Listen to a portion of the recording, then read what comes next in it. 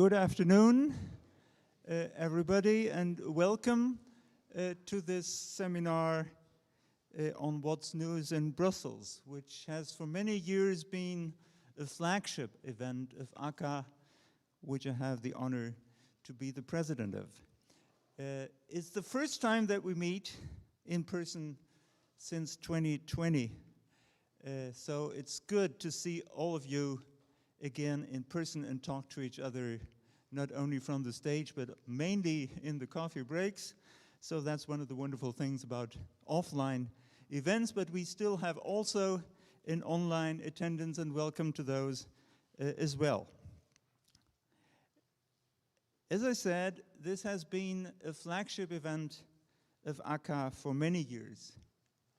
In the past, we have mainly focused on developments in EU programs in the Erasmus area. This year we are taking a broader or a wider look on global developments and how European programs can help tackle them. This is because we've seen many and mainly unwelcome developments over the last 3 years. We are still not through the pandemic, and we are far from being through with the war against Ukraine. And with these changing geopolitical developments, we thought it would be important to have a look at what the EU, national agencies, higher education institutions, what they can offer in these circumstances to help tackle these challenges.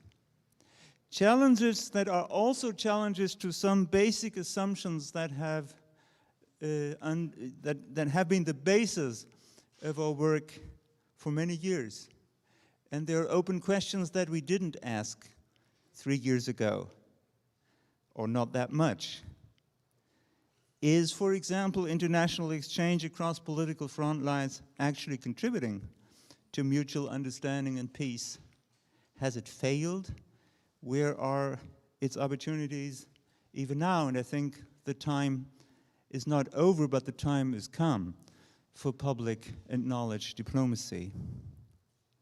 Is it really true that sharing knowledge is increasing it in all circumstances? And is it always beneficial for everybody involved? Can we tackle global challenges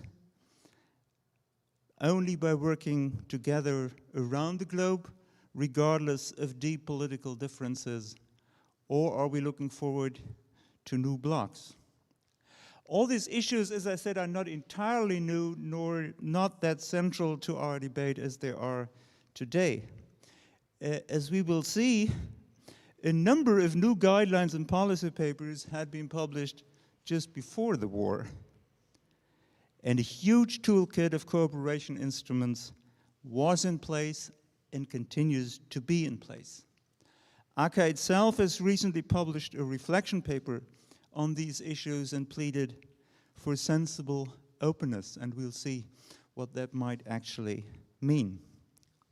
So I'm looking forward to an interesting series of panels and working groups over these 2 days, and I hope all of us will leave better informed and better prepared for what lies ahead for all of us in our institutions and agencies. So we will start with the first panel. The title is Using Existing Policy Tools to Address New Realities in Global Cooperation, but you're also invited to propose and suggest new policy tools wherever they're needed. May I now invite on the stage our distinguished panelists so that we can start with the first panel discussion. Welcome all of you again, and I wish you a good 2 days here in Brussels. Thank you.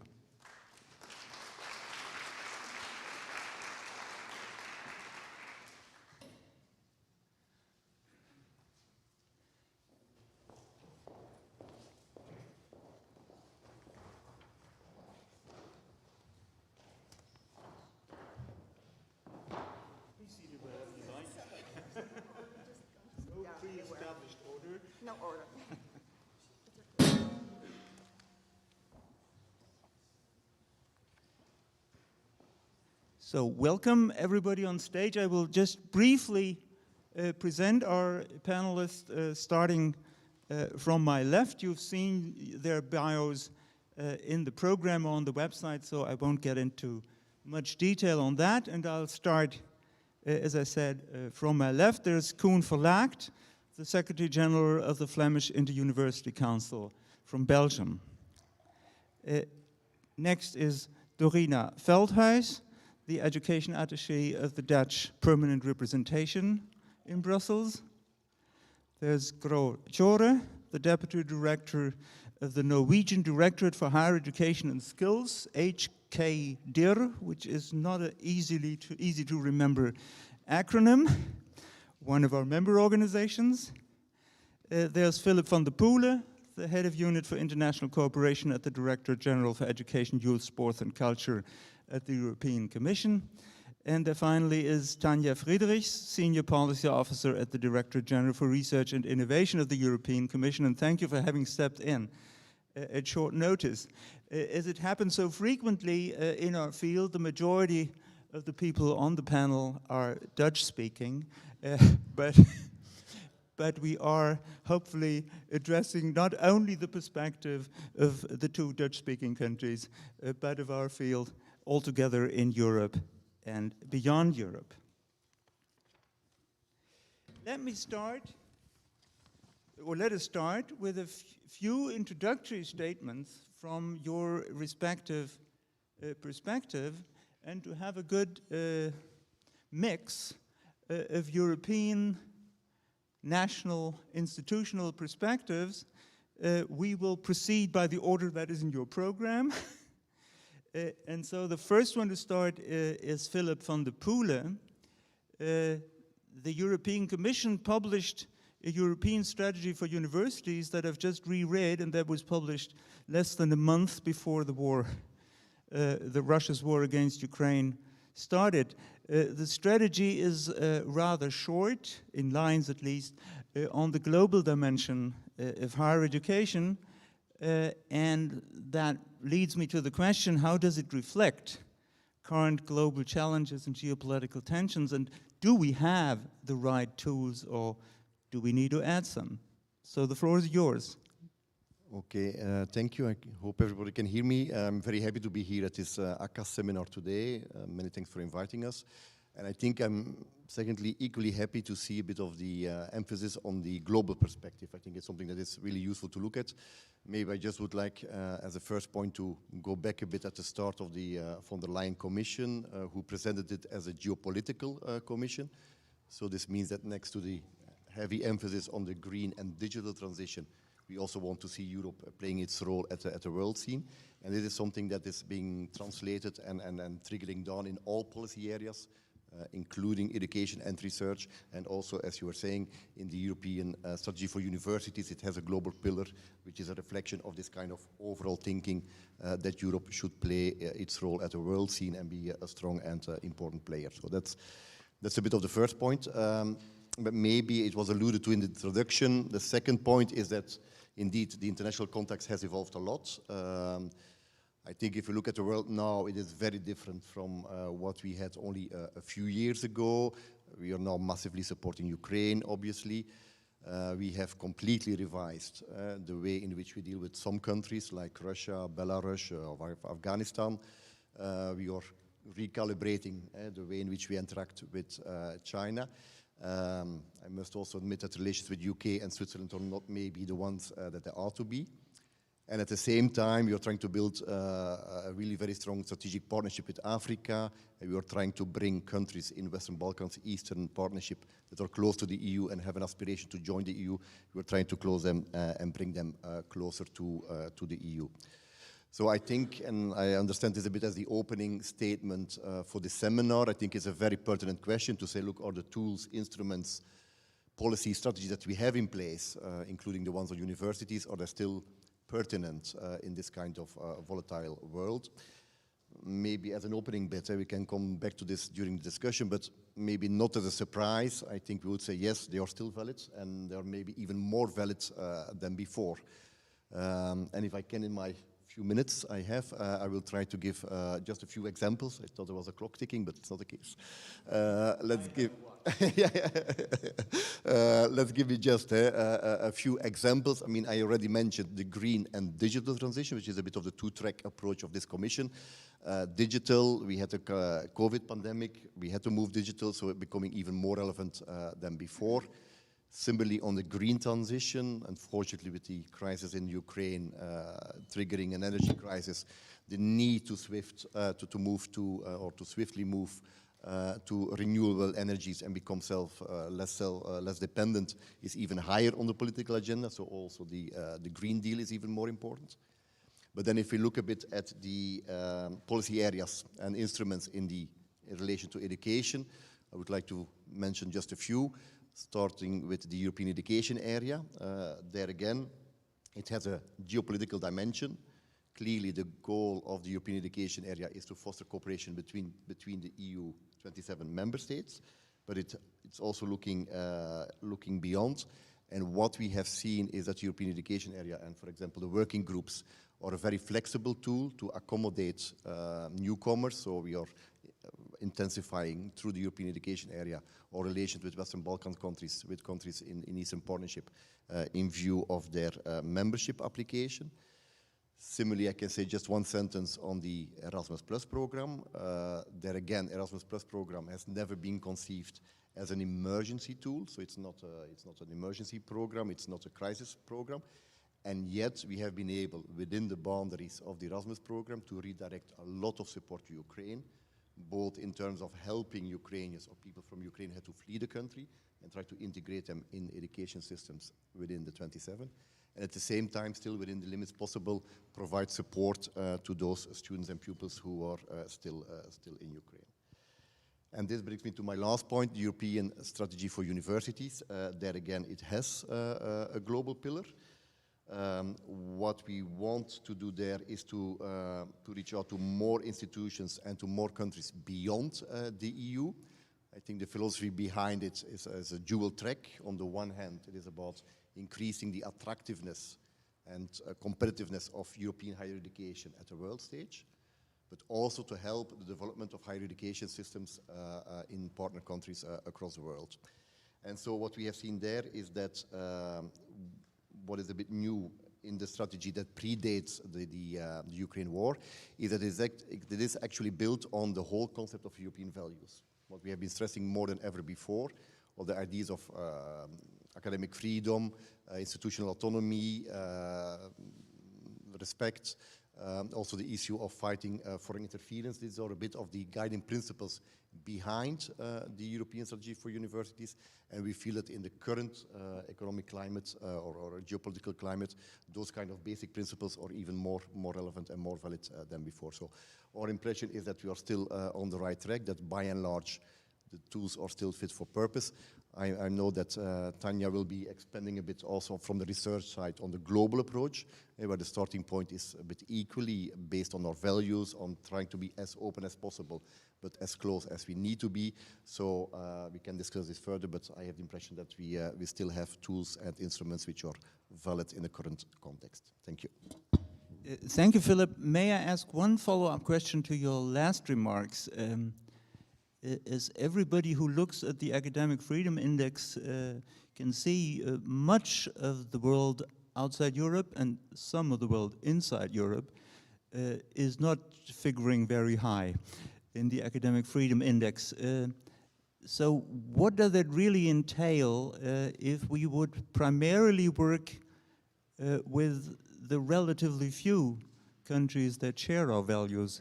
So how do we, to put it in a bit polemical way, but how do we balance the wish to strengthen academic freedom, institutional autonomy, with the need to work with countries in the global south who are not upholding, many of them, academic freedom and institutional autonomy?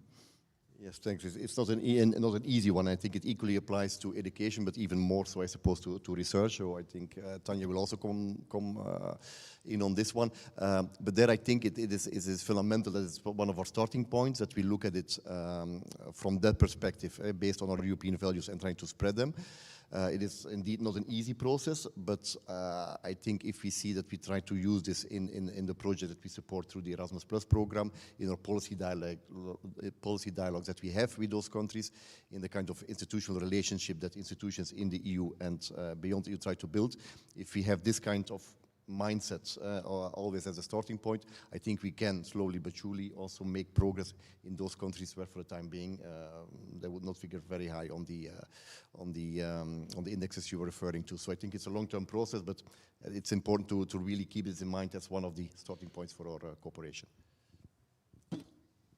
Thanks, Filip, and let us move to Dorina.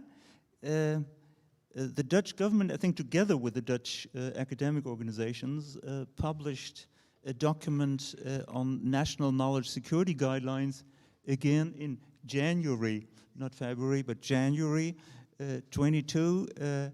So an interesting document to read, addressing many of the issues that many of our institutions, or all of our institutions, not only in the Netherlands, are facing. So the question is how to strike a balance between openness and security, and also between government objectives and academic freedom and autonomy, which is the freedom of individual scholars and individual institutions. Go ahead, Dorina. Thank you. Well, that's quite an opening question, I would say.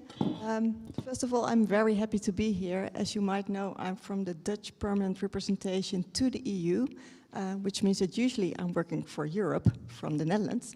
But I'm happy to be here and to talk now about the global perspective, as I think it's indeed, we live in a bigger world than just in Europe. Regarding your questions, I would say, first of all, well, maybe as our minister always says, that openness and academic freedom is the oxygen of our research and education system. So first of all, from the Ministry of the Netherlands, we strongly believe that there should be openness. That said, as you also questioned, how do we balance or make a balance between openness and protection? It's a difficult question. As you mentioned, last January, our government published national knowledge security guidelines. Knowledge security in the Netherlands refers not only to foreign interference, which we see these days in academics, in universities, everywhere we can read about it in the media, but also to the ethical use or the ethical relations that we have with other member states or other countries. In the Netherlands, we see that at universities, people are struggling to find a balance between openness and between protection. It's a difficult decision to make. Maybe it's not black and white. Maybe we should not decide, or we don't have to decide whether we protect or whether we are open, but we can have it both. But that said, I think that for every case, every situation, we have to ask ourselves, how do we value this possible relationship? Is it possible? Is it at risk? How do we value this opportunity that we have to cooperate, and can we do it, or should we refrain from having the relationship? And that's actually something that's really addressed in our national guidelines. There are very concrete instances and also questions for boards of universities to ask themselves to see whether they want to continue or start a relationship with someone else, or with another member state, another country, or with someone from another country, or whether we should not do it and rather say that we'll find other relationships with other people in other countries. Is that your first question? Yeah. That's your first question. Good. And I'm not done. I'm done. No. Maybe I can elaborate upon everything, of course. I can speak here for hours, if I may. I'll not. There are other panelists as well. No, but what we see actually in the Netherlands, I already referred to it. In the media these days, we see many instances of threats of foreign interference, also in education, not only research. I think a couple of months ago already, we had an example in the Netherlands, in Amsterdam, where there was Chinese interference in a human rights faculty. Can you imagine Chinese interference in a human rights center at the university related to education? This is something that we don't want, and we have to make sure that it's not going to happen. The same happens actually also at conferences. People are coming over with the very best intentions from all countries all over the world. They have an interest in technology, but maybe the technology can have a side effect, a negative side effect, as it might also be applied to military use, or it might have a negative impact on a member state, a country itself, on human fundamental rights. For those instances, we have to think ourselves from boards of governors of universities, from the government level, from all different levels, stakeholders in education, in research, how to deal with these possible threats and how to overcome them, or what we want or what we don't want. Maybe I'll leave it at this moment for this. Thank you, Dorina. Just one follow-up question. So one thing is to have guidelines and principles, and another thing is to actually apply them and to have the necessary information. So of course, many universities, but not all of them, have regional or area studies and have some knowledge themselves about the globe, and collectively probably more than the government. But what kind of structure is there in place to advise and inform institutions and individual academics on what they need to look at if they are applying these guidelines, provided they share the idea of the guidelines, they still would need some information and advice. Is there a structure to help them do that? Yeah, what we have in the Netherlands now is the guidelines. First of all, in the guidelines there, as I mentioned, there are many questions for members of universities, for members of knowledge institutions to ask themselves, can we continue this relationship with this individual or not? In addition to that, we have two more things, I'd say, in the Netherlands at this moment, and that's only at national level. Mind you, in the Netherlands, we're now trying to fight foreign interference, to fight the ethical questions at the national level, which is most definitely not sufficient.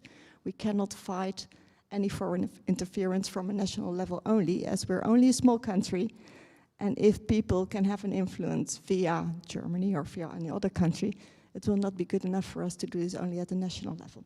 That said, we have, first of all, the guidelines, of course, of which I'm very proud, and we're all very proud. They were established with all our boards of universities all together, so they were bottom-up created, and everyone was involved, so the questions are there.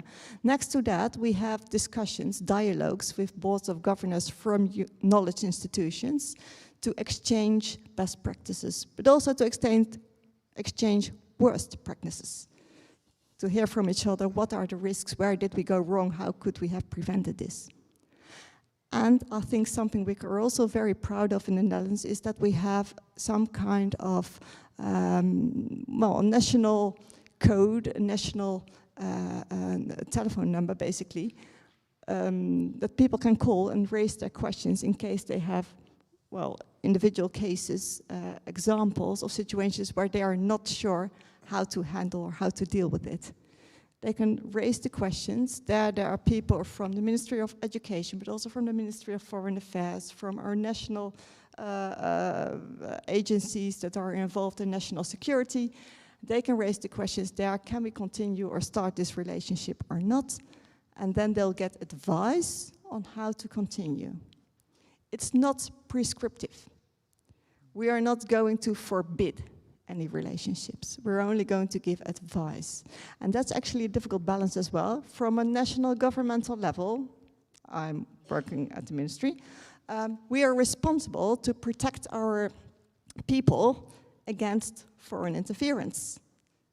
But at the same time, we have the autonomous schools, the autonomous universities that have to decide for themselves which relationships to start or to develop and which not. So there is a very thin balance, I'd say, between being a protectionist there or leaving space for everyone else to act and make decisions themselves. Thank you so much, Dorina. So this is probably an issue that will continue to occupy us on this panel and on the following hands-on panel as well. Let me move to the European level once again, Tania. There again is a document on tackling foreign interference dated January 2022. So everybody was writing these documents right before the invasion. There's also a document slightly older on the global approach to research and innovation communication. So what do these documents say, and what does it mean in practical terms for the work of the Directorate-General and the support the Directorate-General gives to research all over Europe and beyond? Go ahead, Tania. You just need to talk into the phone. Keep it close to your mouth. And Sorry, yes, all right. Thank you very much, Chairman, distinguished panelists, and the audience. First of all, thank you for having me, and I apologize, and greetings from my head of unit, Nienke Buisman, who is more familiar with this forum.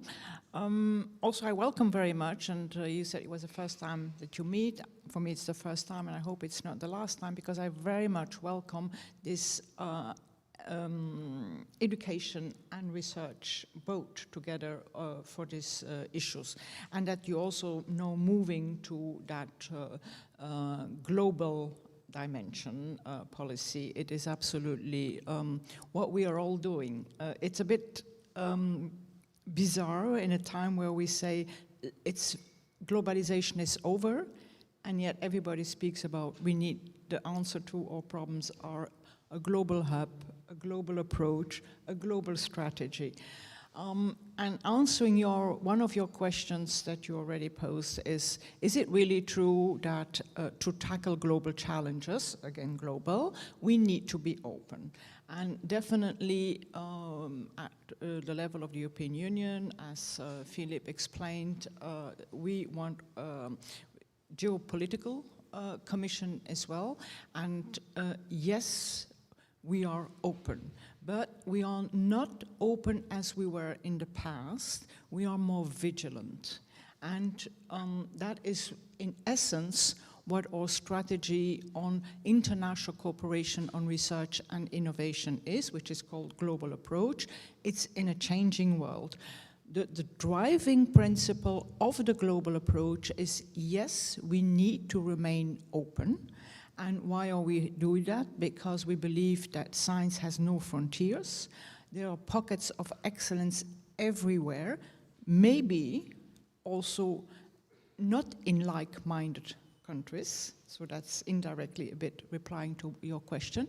Plus, I would also maybe suggest that one day we have a debate on what is a like-minded country basis. Global approach, openness, but vigilance. And we want that approach to be based on values. So yes, we continue to engage in research and innovation with all countries in the world. We have big exceptions, also based on the global approach. Let me quickly come to that. Russia, of course, sanctions now. The other side of that coin was, of course, that we increased our support to Ukraine. And of course, Russia, but Belarus as well. We may also have individual sanctions against some scientists coming from Iran and all that. But going back to the essence of our global approach to cooperation on research and innovation, yes, we want to remain open, but we have to be vigilant, and we have to engage with countries that do respect values. Filip said, what are European values? We also kind of started our discussion with the European values, but it's universal values. Otherwise, it's kind of we to our international partners imposing our Western values or European values, and that is, we have to be careful about that. For that reason, one of the tools, because if you want to apply that strategy, you need a lot of tools. And one of the tools that we have is that we have launched, for example, a multilateral dialogue. We started with the countries with whom we have an S&T agreement. It's already 20 countries. And it's various countries. It goes from bigger countries to smaller countries, strategic partners. Sometimes we call them the like-mind partners. At a certain time, a commissioner visits a country and sees a fantastic research institute, has a fantastic discussion with the minister, and says, we need to cooperate more, and we conclude a bilateral agreement. So we have a good mix of countries with whom we have bilateral S&T agreements, and with those countries we have launched that multilateral dialogue. And that's where we learned, for example, that we have to be careful that it is not seen as we Europeans colonial imposing our values to the other.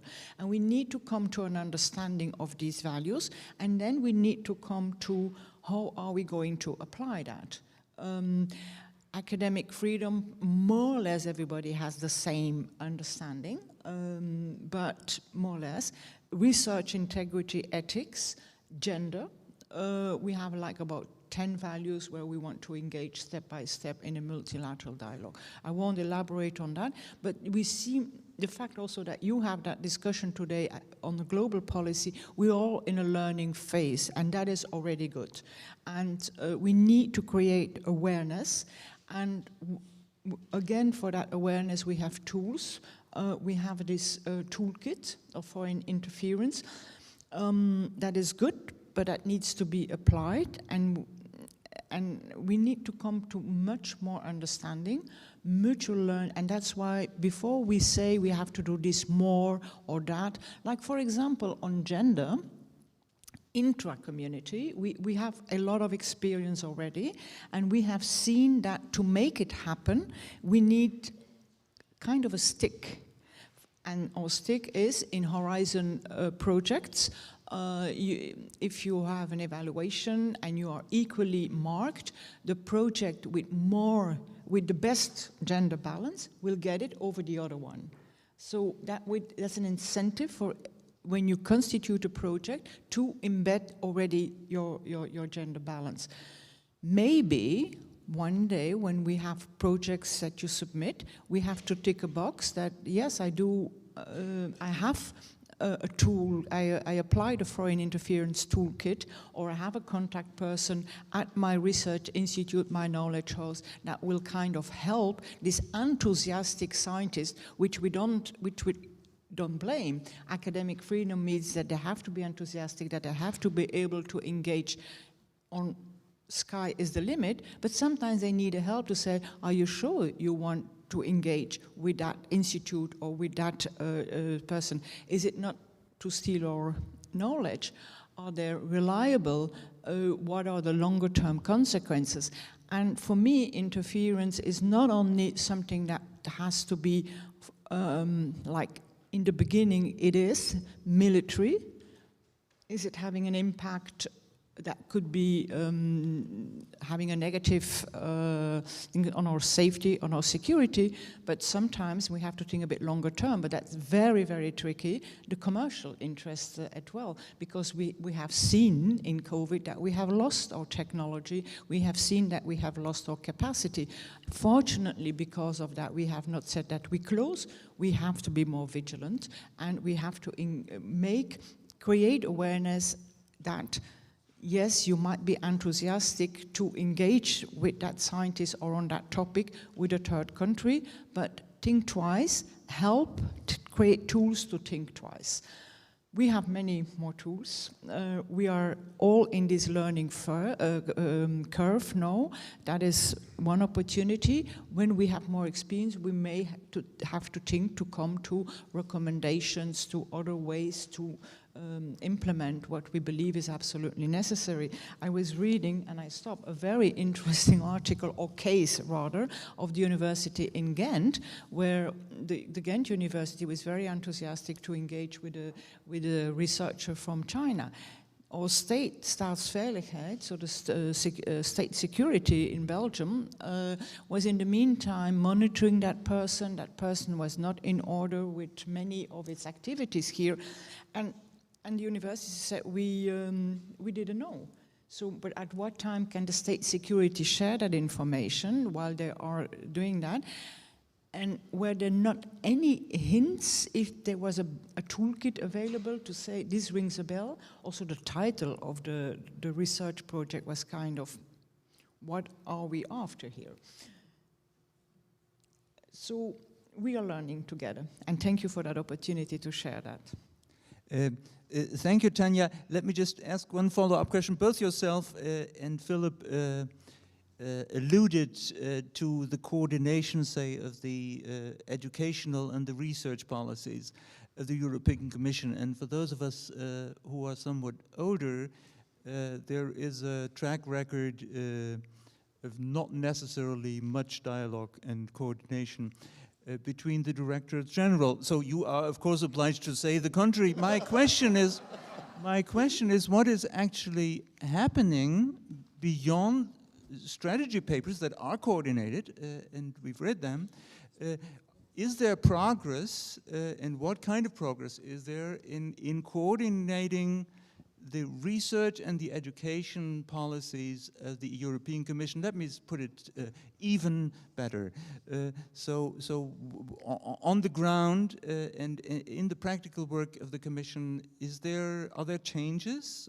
I remember when the European University Initiative started, that it took some time to bring the two strands together. They are brought together now, and in the global perspective, is there progress? Would you see progress in practical terms in the coordination of policies?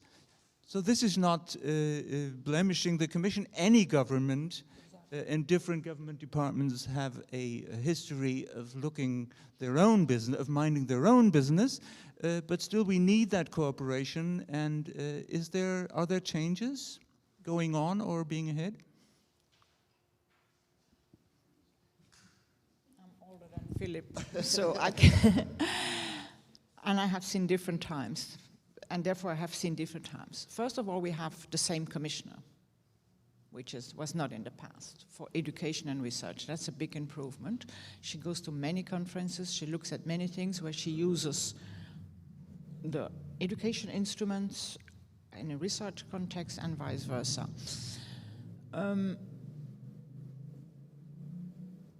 We both have our communication, but they're very complementary. I mean, I was looking at the education at the university strategy. 60 times research is mentioned. We are in the beginning of the implementation. We have an education area, we have a research area. I wouldn't focus on that lack of working together. Filip can certainly add that. Not more than anywhere else. It is a fact, and we try to do away with silos, but I'm also thinking, and it's not easy, but I don't think that it is more difficult or easier in the Commission than elsewhere. We are busy and we are enthusiastic about our work, and then suddenly, oh yes, but that person is also doing something similar, maybe from a different perspective, and we should have coordinated and all that. There's so much to do.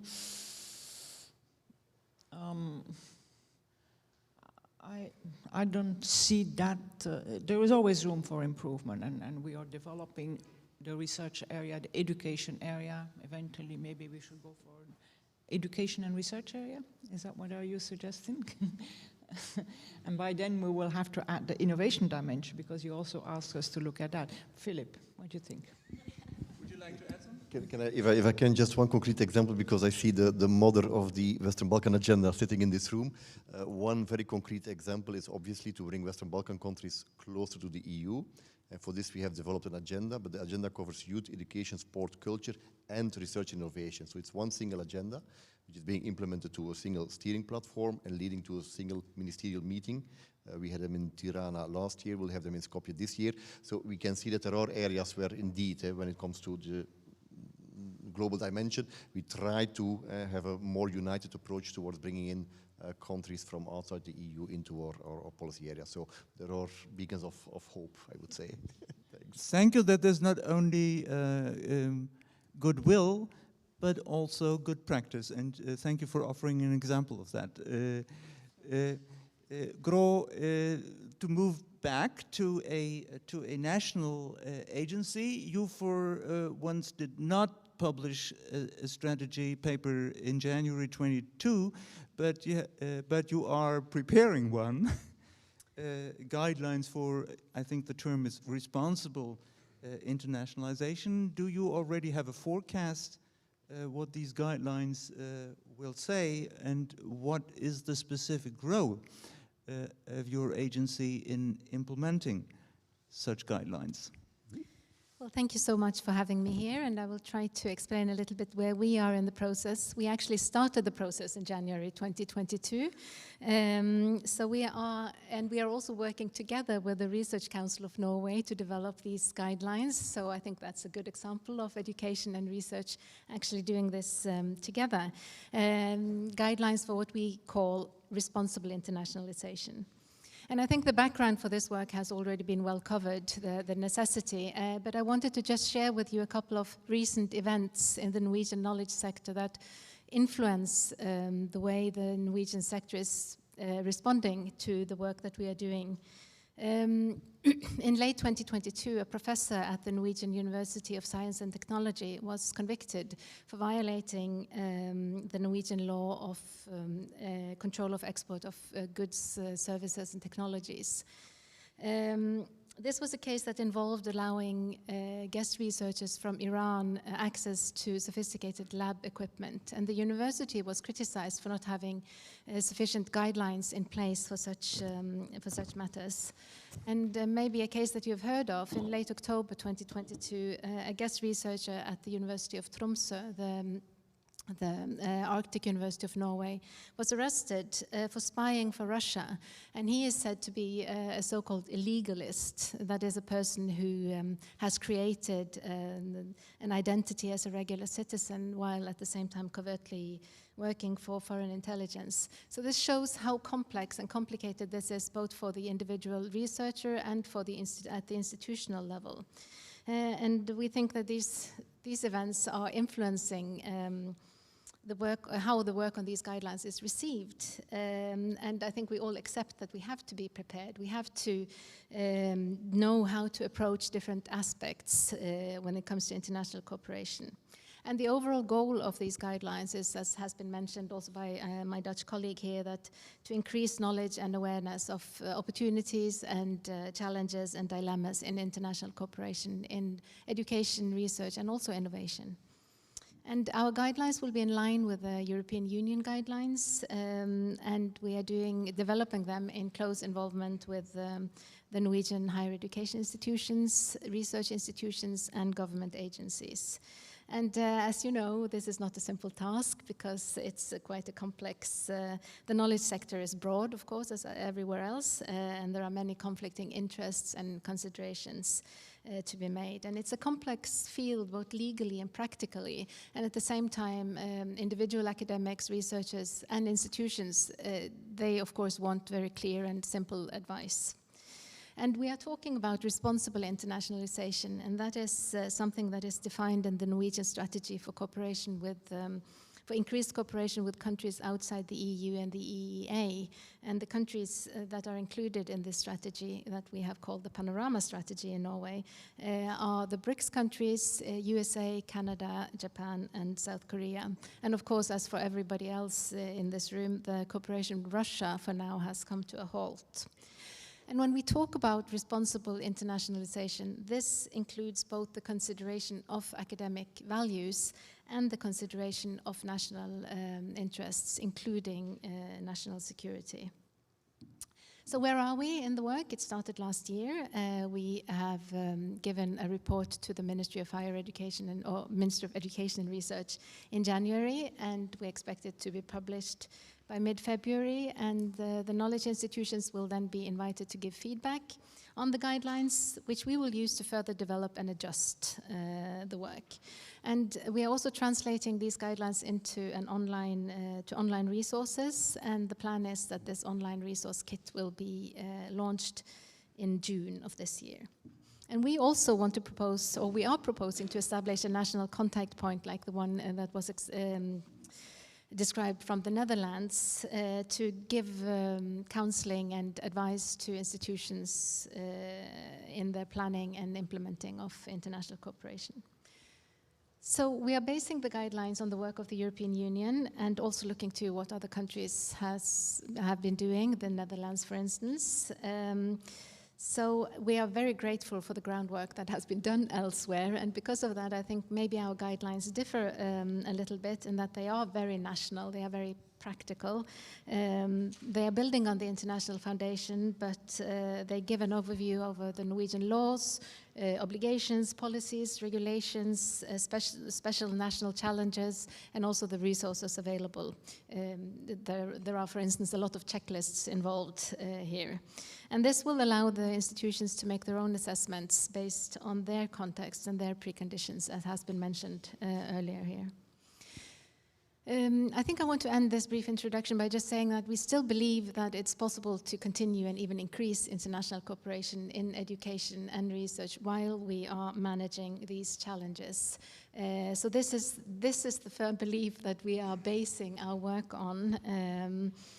And I think I'll stop there and look forward to the discussions. Thank you, Gro. Just one short follow-up to your last remarks. Will that contact point be managed by your directorate or by the government? I'm asking that question because in my personal background in Germany, universities used to be pretty reluctant to work with any of the security agencies and seem to be happier working with a contact point established by DAD that gives them advice. And what will be the role of HK-Dir in that regard? Well, we have suggested that there will be a contact point that will be operated by the Research Council and the Directorate. But of course, you need a whole structure behind that contact point, and the government agencies and the security agencies need to be connected to that structure. So it's a whole setup, but the contact point we have suggested would be the Directorate and the Research Council, which, as you point out, are the ones that the institutions are used to working with. I don't think the security agencies necessarily are aware of if they are. I've been to meetings with them and they say, "Oh, if you're in doubt, just call us." I don't think they understand how many calls they would be receiving if we open it. So we need some kind of structure in place. So the line might get too hot. The hotline. So thank you, Gro, and I'm moving to the last panelist, but not the least one, Koen Verlaakt, representing a rectors conference or an organization of universities that had already published a document on human rights assessment as long ago as 2019, and addresses, if I see it well, human rights issues both on a national and a European and global level. So what is the specific role of VLIR, so the Rectors Conference, in guiding and advising institutions to do those assessments? You just speak. It's on? Yeah. First of all, thank you for inviting me. As you said, I'm representing one of the most exciting national rectors conferences in the world, which is the Flemish one. We only have 5 universities, and you probably think, well, you have a lousy job, you only have to manage or to coordinate 5 universities. But it's a very fascinating job because our 5 universities are doing extremely well at the international level. I think all the challenges which you are discussing here today in this conference, it's a very good moment, I think, to discuss them. What have we been doing at the level of the Rectors Conference? We are always building on the relevant good practices within our member organizations. So each and every one of our universities, but also other institutes of higher education, like the Universities of Applied Sciences and the Arts, for example, have a long-standing track record of paying a lot of attention to what I would say the ethical dimension of doing international business, whether it's in higher education, research, or innovation. That doesn't matter. What have we been doing? We have been, from the very, very start, we have been aware of the fact that some of these challenges are so complex by nature that it's probably better to join forces at the level of a rectors conference instead of asking each and every individual university to set up mechanisms. It's absolutely crucial to raise awareness on the risks. So it's about raising awareness. It's about, as much as possible, risk prevention. Does this mean that you will be able to prevent every risk? Of course not. There will always be incidents and accidents along the road, but raising awareness is already a very important one. And the very first domain in which we have been active was everything which relates to dual-use research, which is, as you know, a very complicated issue and in itself a topic for a conference. But from the very beginning, we said with the 5 universities together, we are going to work to join forces with the government, and more specifically with the unit within the Flemish Ministry of Foreign Affairs, which is dealing with arms control and everything which, and dual-use control, everything which relates to that. And we have been publishing some guidelines on dual-use research and misuse of research. It's available in Dutch, but also in English, and we've done a new edition because the rules have been changing, of course. This has been published a couple of months ago. For those of you who are interested, I can always leave the link. A second major item is human rights, which you referred to. What we did there is we brought together the human rights experts of our 5 universities, and we asked them to develop a kind of awareness tool, which kind of checklist. Well, I'm putting it a little bit black and white, but it's basically a checklist which allows individual researchers, but also research groups and people who have a certain responsibility in deciding on, are we going to enter into new projects, for example, with partners within Belgium, but also outside. It's a checklist which gives basically, or which provides basically the basics about human rights, and which guides a researcher through all the different potential risks. This has been prepared by experts in human rights at universities, a very good document, which we then brought to the rector's level. And then something very interesting happened, because this is, of course, one view to a certain aspect of internationalization, a view by human rights experts who are, of course, going to advocate the importance of human rights, and they are absolutely right in doing that. But of course, at the governance level, the top level of a university, there are also other considerations which you have to take into account. There are your research partnerships, there are education opportunities, there are financial opportunities, etc. So it will always be some kind of balancing act, which we also see in geopolitical relations between individual countries and, for example, China, or between Europe and China. You're not going to say we stop cooperating with China, because this is a step too far if you take everything into consideration. And then a third thing which we have been very active at over the last year is everything which relates to knowledge security. And I'm very happy that I'm sitting next to my Dutch colleague, because we have been hugely inspired by what you have been doing in the Netherlands, our colleagues in the Dutch National Rectors Conference. We published a vision paper which is very much inspired by what you have been doing in the Netherlands in May last year. And we have been discussing this also with our colleagues in the French-speaking community of Belgium, which is another National Rectors Conference, by the way. We are the only country with 2 National Rectors Conferences, as far as I'm aware.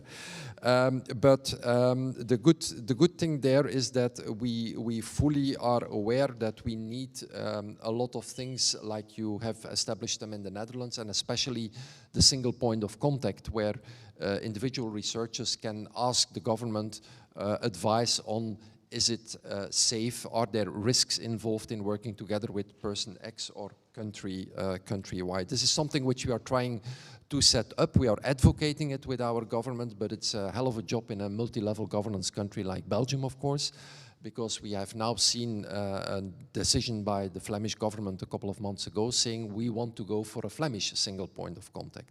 I think it's absolutely necessary, and this is not a political expression or a political opinion, but I think it's absolutely necessary to join forces. And this brings me very briefly to some short considerations which I wanted to share with you.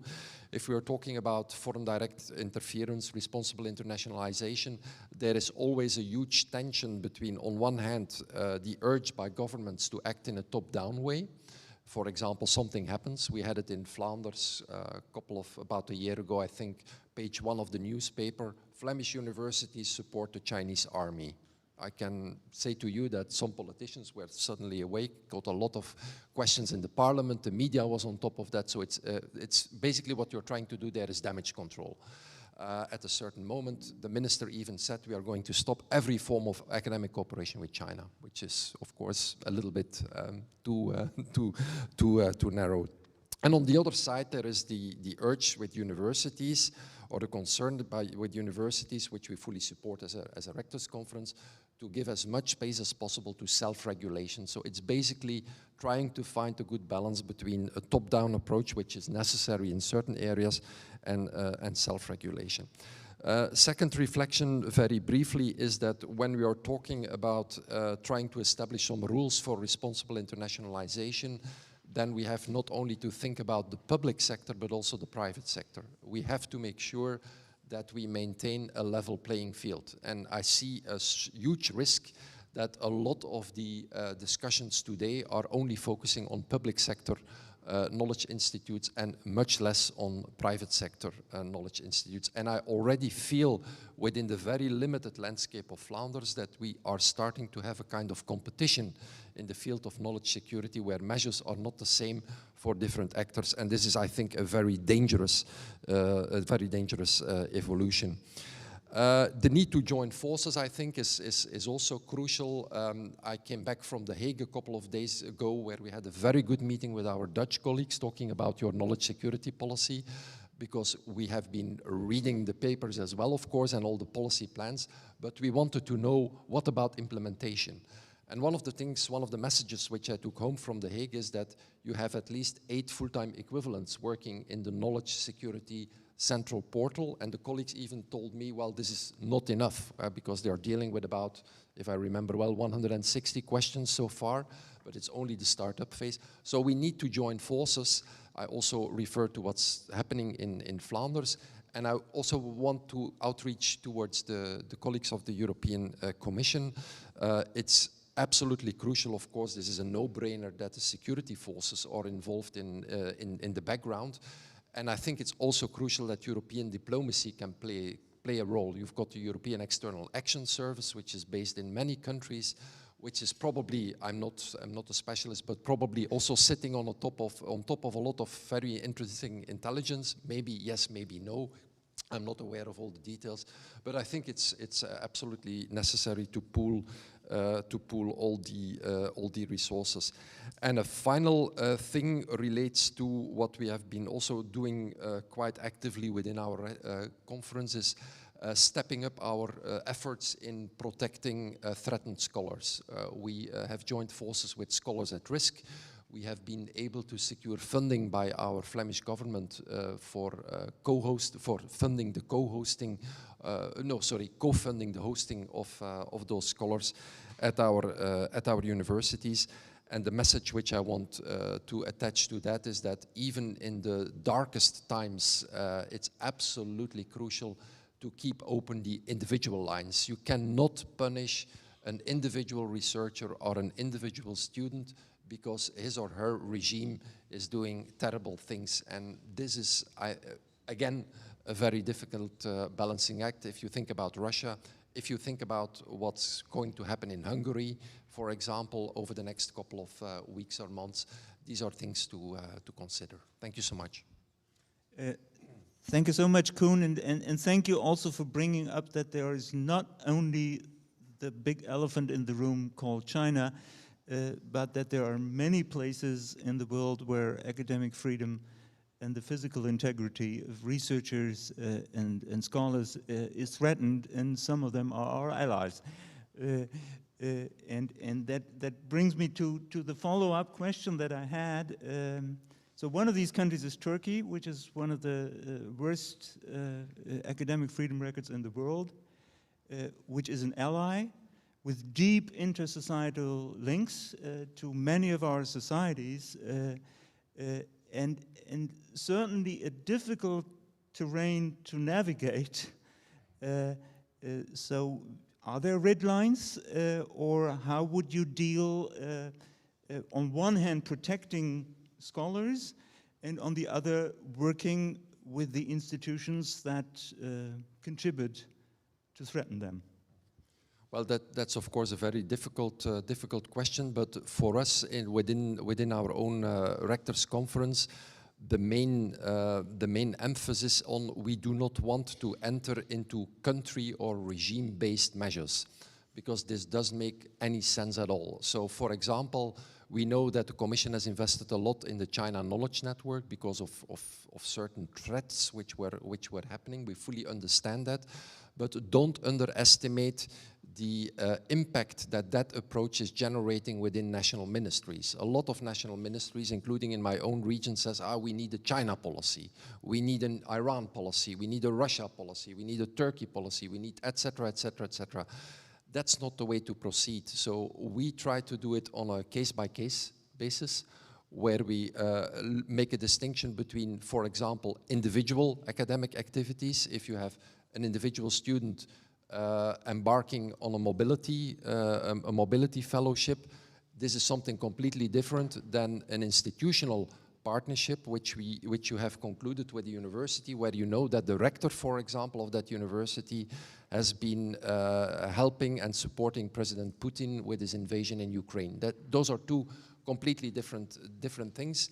And one of the big risks from a political point of view is that our politicians put everything together and they want as simple solutions as possible, which I can understand from their perspective because it's more manageable than to do it on a daily operational basis. Thanks. Thank you, Koen. Before I open the discussion, there are already people on the panel who would like to react to each other's remarks. So please feel free to do you. Gro, wanted to comment? Just wanted to support what you were saying at the end here. I think it's really important that we, as part of the knowledge sector, sort of take charge of this issue ourselves, so that it won't be completely politicized. So I think this is what the guidelines should help us do. I mean, we are at the risk now of becoming sort of gated communities, and we don't want that. We need these guidelines to help us stay, what is the EU expression, as open as possible and as closed as necessary. So I think I really support that, that this is really important. And I also wanted to mention that you talked about scholars at risk, and in Norway we have an instrument or a program called Students at Risk, which is sort of kind of the same. Student activists that are not able to continue their studies in their home countries are given an opportunity to finish their studies in Norway, and this year we are actually opening the program for Russian students. And it is of course complex and complicated, but we are moving forward. Tanya, did you want to say something? Very useful. Just, I didn't have time to elaborate on everything, but when we say tools and when we have tools, they are country agnostic. But of course, we woke up, we can't deny that, because of China. And many cases, there's always kind of a Chinese company or a Chinese student or whatever involved, but we have to learn to think indeed country agnostic. And I also support very much what Koen said about we shouldn't penalize the individual because of the regime. And as a matter of fact, that is what I really wanted to say. We haven't done that at European level, because if we have a massive sanction package against Russia, it has not prevented the Marie Curie fellows to Russians to continue to be and come to our European host universities, which we see as something as science diplomacy. I have to say that we would like to go a bit further in that, but that becomes a bit more tricky, and but maybe that's something for next time to think how far we can go. The Americans go very far in that. Huh? They attract to see it as an opportunity of brain gain, but that's another debate. Country agnostic, and yes, individual, case by case. Thank you, Tanya. Dorina? Yeah, maybe if I may elaborate on that as well. In the Netherlands, we also see that the case-by-case basis is the best, and it's most important to handle that way. However, even if in our guidelines there are questions not focused on the background of people or the country from where they're from, but on the basis of their motivation to want to be in a partnership with the Netherlands. For instance, where does the student or the researcher come from? What's his motivation to work with our university here? What does his CV look like? Is it a logical situation or a logical next step for this person to enroll in this study program? Does he or she have any relations? Those kind of questions are in our guidelines.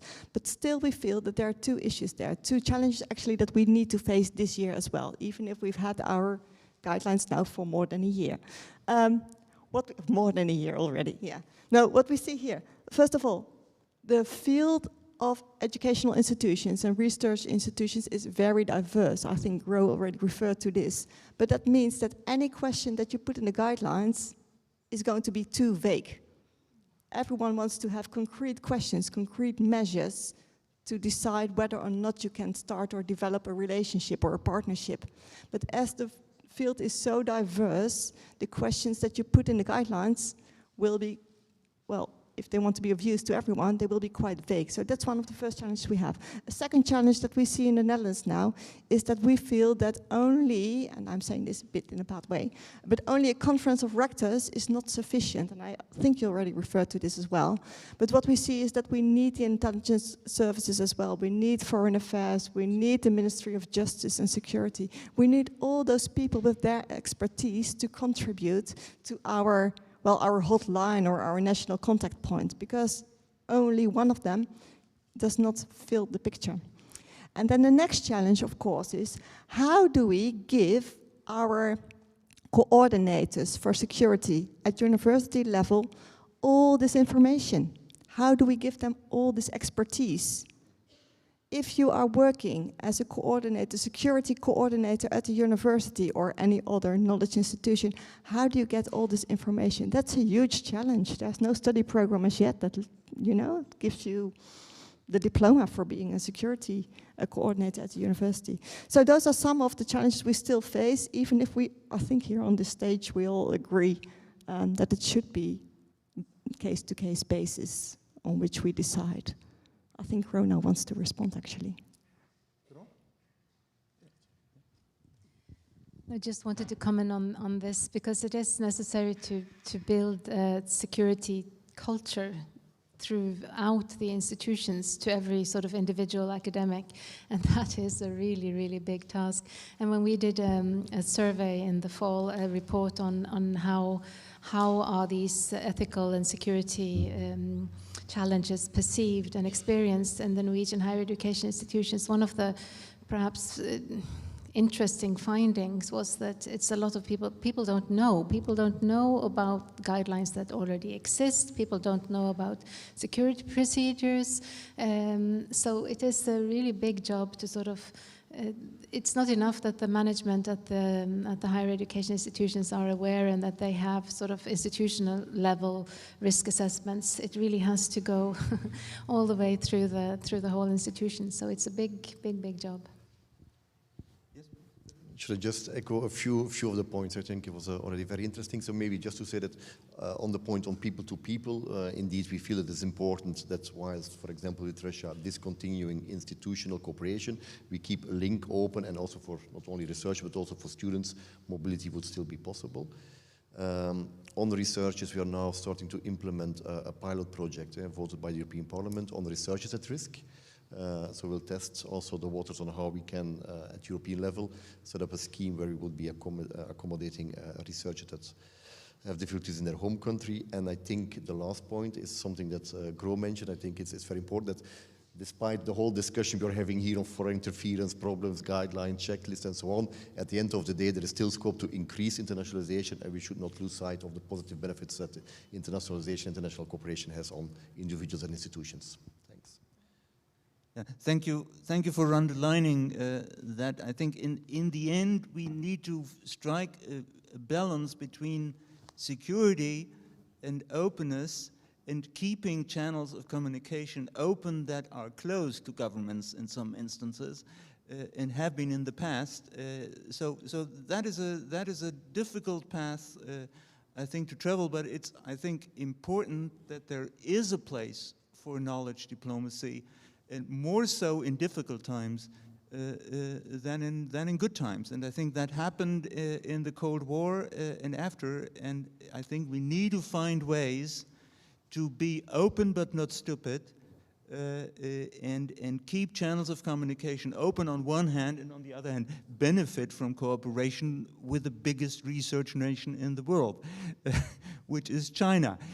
So we're not talking about Belarus, which we may easily insulate, but we won't be able to isolate China, and we shouldn't, in our own interest, both I think for geopolitical reasons and for the sake of the progress of research, with so many resources being there, and most of them, I would still say, not a security risk, but it's important to find out where those security risks are without being in a mood that security is the most important thing of all, and not trying ways to work together where they can be traveled without unreasonable risks. I think that's, as you all said, I think that's the thing that needs to be studied case by case, as to individuals and also as to ways of cooperation, subject areas, and so forth. So there are probably and hopefully questions and comments from the audience. Who would like? Yeah. Yes. Would you start? Is there a phone?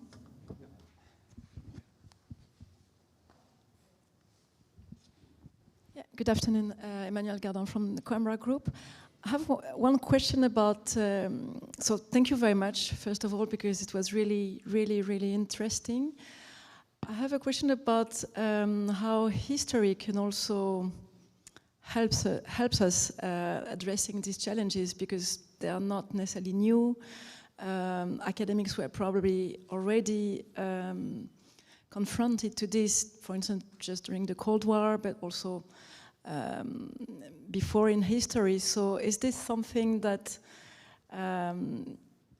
in the processes that you are engaged with, the drafting guidelines, etc., is this also something that comes and nurture your work?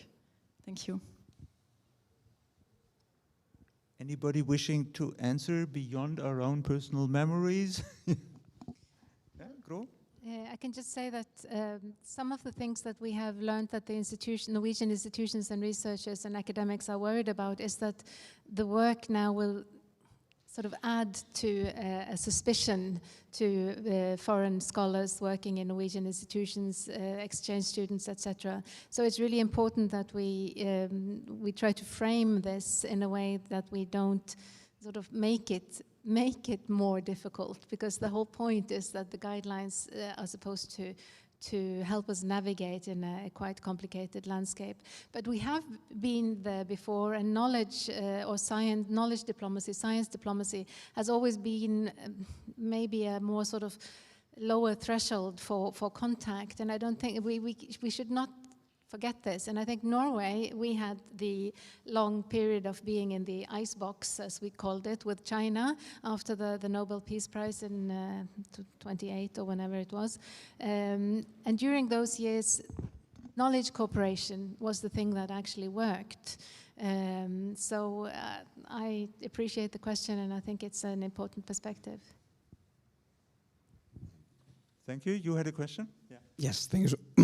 Thank you so much. I'm Juan from the Erasmus Student Network, and I wanted to reflect a bit on this, on whether the policy tools also address the reality of the student movement, right? And what we are seeing from the Erasmus Student Network, we have currently 14 members outside of the European Union, so we basically cover the whole Western Balkans, almost, and Eastern Partnership, and actually we're starting to create new sections in the South Mediterranean and Middle East.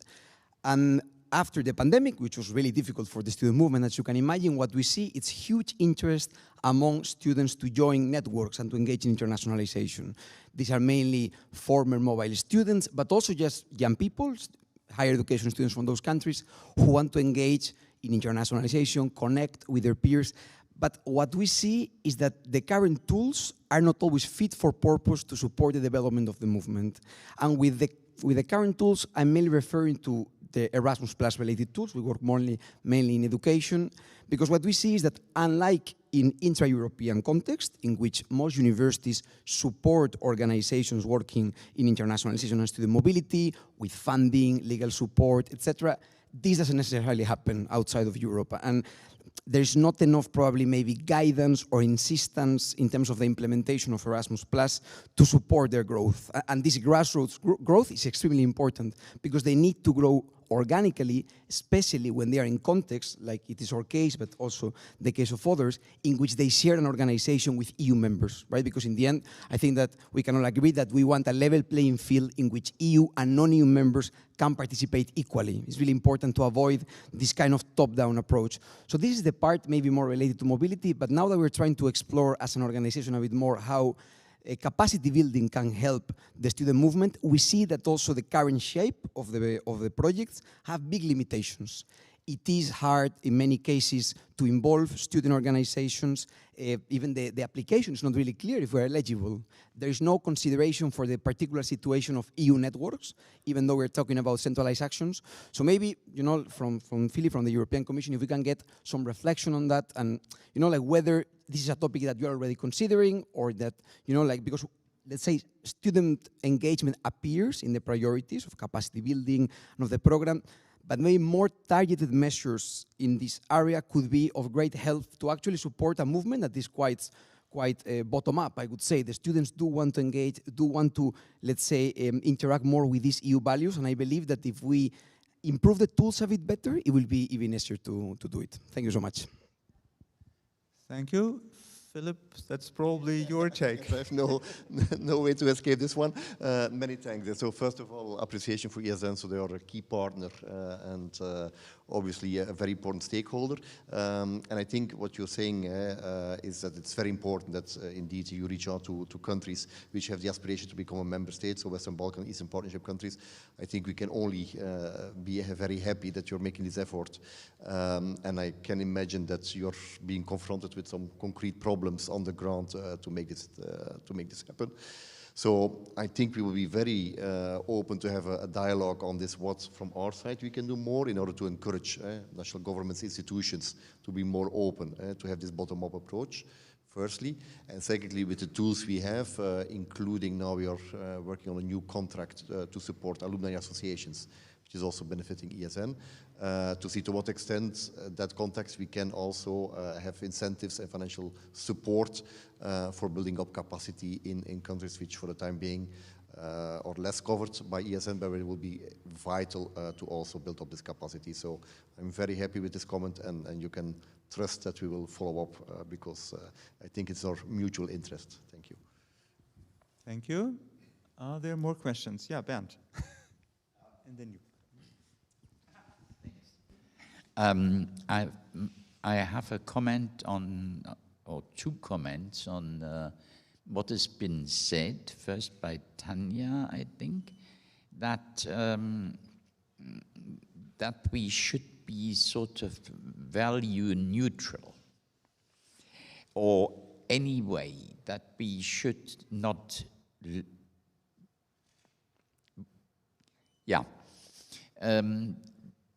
you said that the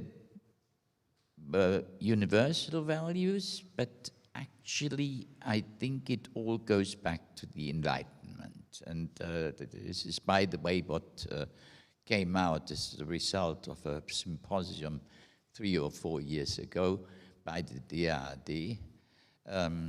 There was a consensus on this. At the same time, I think you, Tania, and everybody else here have underlined that this must be our values of one thing, but cooperation should not be limited to those who apply them. That we should rather we should have some realpolitik in our cooperation policies. This, I think, you have in different words all said, and I would very much support that. Would anybody like to immediately react? Tania? My name was mentioned twice. Yes. First of all, what I'm said and meant to say is we are here in international cooperation, and we are here among Europeans. We have to be careful. I have a feeling, because I have been 5 years science counselor in India. So then I see India, then I see Europe not from being in Europe. And your perspective changes. And I feel that we Europeans, we have a little tendency to say, we are the masters of the values, we know how to do it, and all that. So that was a caution against that. Especially other countries tend still to see us as a bit post-colonial. And so we need to be careful about that. So, and then I heard my DGA colleague saying European values. And so while we were here publicly, I tried to coordinate and say and it is also the same case for DGA, it's not European values, it's universal values, because they have been already recognized in other fora, not to say the UN and all that. So it's not us imposing that on others. I think what we can say, but again, I want to calibrate that, we are at the forefront at European level with our global approach and all these individual initiatives and the importance we attach to values, really there, Europe is, has been very avant-garde. Again, I can say that based on my experience, because I attended a G7 science ministers meeting, and it was really, we could see that we had a competitive advantage in already having started that debate, that approach to international cooperation, and that the US is also now doing that, other countries are doing that, and even the US is saying, precisely in response to that other question, like are we now going back to a post-Cold War, the US is still looking at values in a post-Cold War. But they see that we do that differently and broader and more geometry variable and modular compared to post-war was focused on and all that. So yes, we have started that debate earlier than others, I think, but it's not because of that we have to say we have all the knowledge and we need to impose. And we need dialogue. We need also dialogue intra-community, because we learn from it. If we are at European level, maybe a little bit further than others, it's thanks to our construction of getting and sharing the knowledge with 27 member states, where we have learned tremendously from, and that we then try to come to common denominators. So it's not a question of, it's just this carefulness about imposing your values, because that's also a value in itself. Thank you, Thank you. Tania. Then there was somebody, yeah.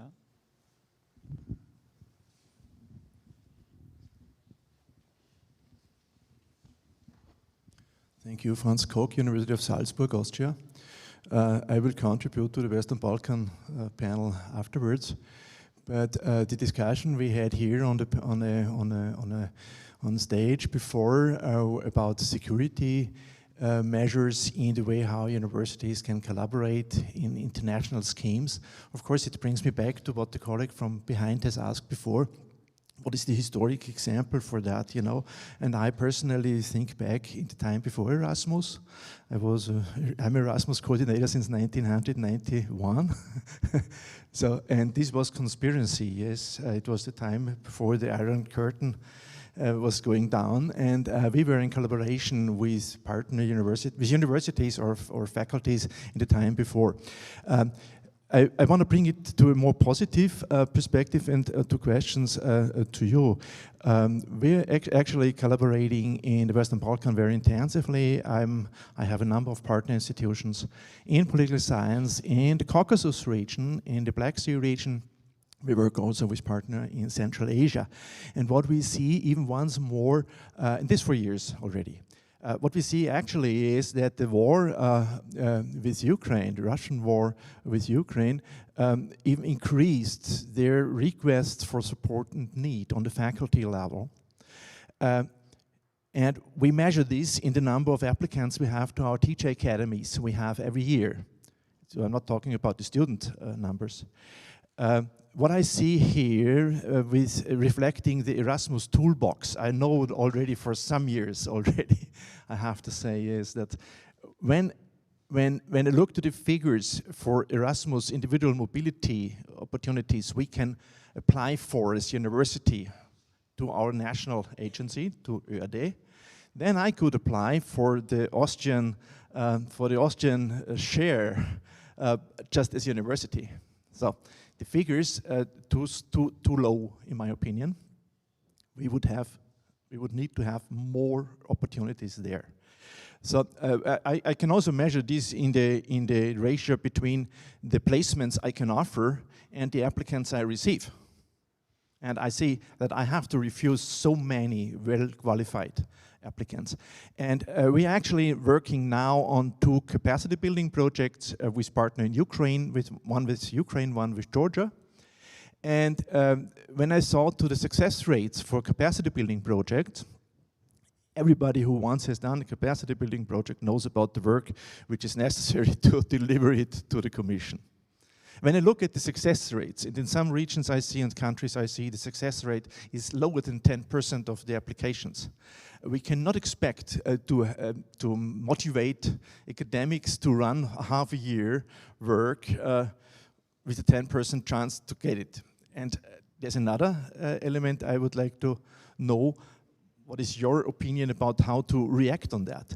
And this is the fact that we see in the capacity building a very clear focus on general measures of quality management, internationalizations, organizational support for universities. When we look at the projects that come out of that evaluation processes, I'm sometimes missing the more faculty-based approaches. How to contact the European idea, the model of Bologna, and the values, these universal or Bologna values, are the ones that bring people to in my mailbox, you know, asking for placements. When I look how attractive they are, I wonder why we do not come to more projects facing much more or focusing much more on the faculty level, the professors' levels, because they are the production level of academic work. So general capacity building efforts, of course, necessary, good. They build up the infrastructure. But if we want to connect to the production level, we have to include the faculties. And it's finally the same as the colleague from Student Union says about the students. Yes, faculty maybe is the same issue. What is your idea how to focus these instruments more to the target groups? I'm afraid this is again your case, Filip, but perhaps also Gro, from a perspective of a national funding agency, would like to add something. Yeah. Yes, no, thanks. I'm very happy with the interest in the Erasmus Plus program. Okay, I think there were quite a lot of questions in there, so let's try to address at least a few of those. Yes, indeed. When we start with mobility, of course, and the same is the case for capacity building, budget is always a constraint. So the more budget there is, but even with a much bigger budget, we might still have low success rates. But at least on mobility, I think there is an important development because there is a clear realization in the Commission that the more the merrier. So we need to offer a lot of opportunities for collaboration, mobility within the EU, but equally for our students and staff to go outside of the EU or to attract people from outside of the EU to the EU. So, and I think what is there an important novelty is since the beginning of the current Erasmus Plus, individual institutions within the EU have the full flexibility to use up to 20% of their budgets for intra-EU mobility, to use it for mobility going beyond the EU. So I think this is opening because the big budget, the big pot of money that institutions get for mobility is not the small pot of money they get for mobility with Africa or Latin America or Central Asia. It is the big pot of money they get for mobility within the EU. And now the fact that we have introduced this kind of flexibility that we leave it up to them, so it's an institutional decision, but if they so wish, rather than having an Austrian from Vienna to Brussels, the Austrian can go also to Bogota or to Bangladesh or Burkina Faso if you want. So I think that's already an important instrument to allow more flexibility and more mobilities going towards countries beyond the EU. On capacity building, I think we can have a whole conference only on this. One thing is that what we want to achieve, I think it's important, we have the 3 strands of capacity building projects, but at the end of the day, we build capacity, so we want to have systemic long-term impact, either at the level of the country as a whole or at the institutional level.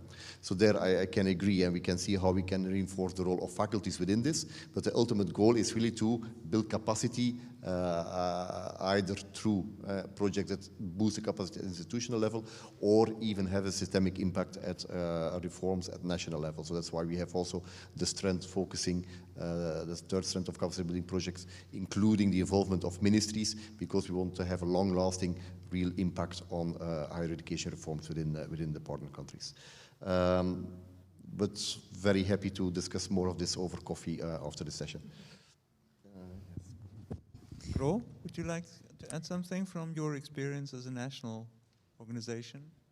Yes, I think we have all been working with internationalization for a really long time, and we've been working to sort of mainstream internationalization into the work of academic institutions. And in Norway, I mean, we have Norwegian national financial instruments, and of course they are also subject to budgetary situations and political prioritizations, but we still have national instruments, and we have had this very strong focus on supporting broad partnerships, the partnership model that has included the institutional approach, the sort of broad approach, and maybe, and I'm just throwing this out for discussion over coffee or in the parallel sessions, maybe maybe we have gone too far in the sort of streamlining of instruments in this complex situation we are in now. Maybe to really continue and increase cooperation with the Global South, we need to look at more tailor-made instruments again. Maybe we need to take a step back. Maybe this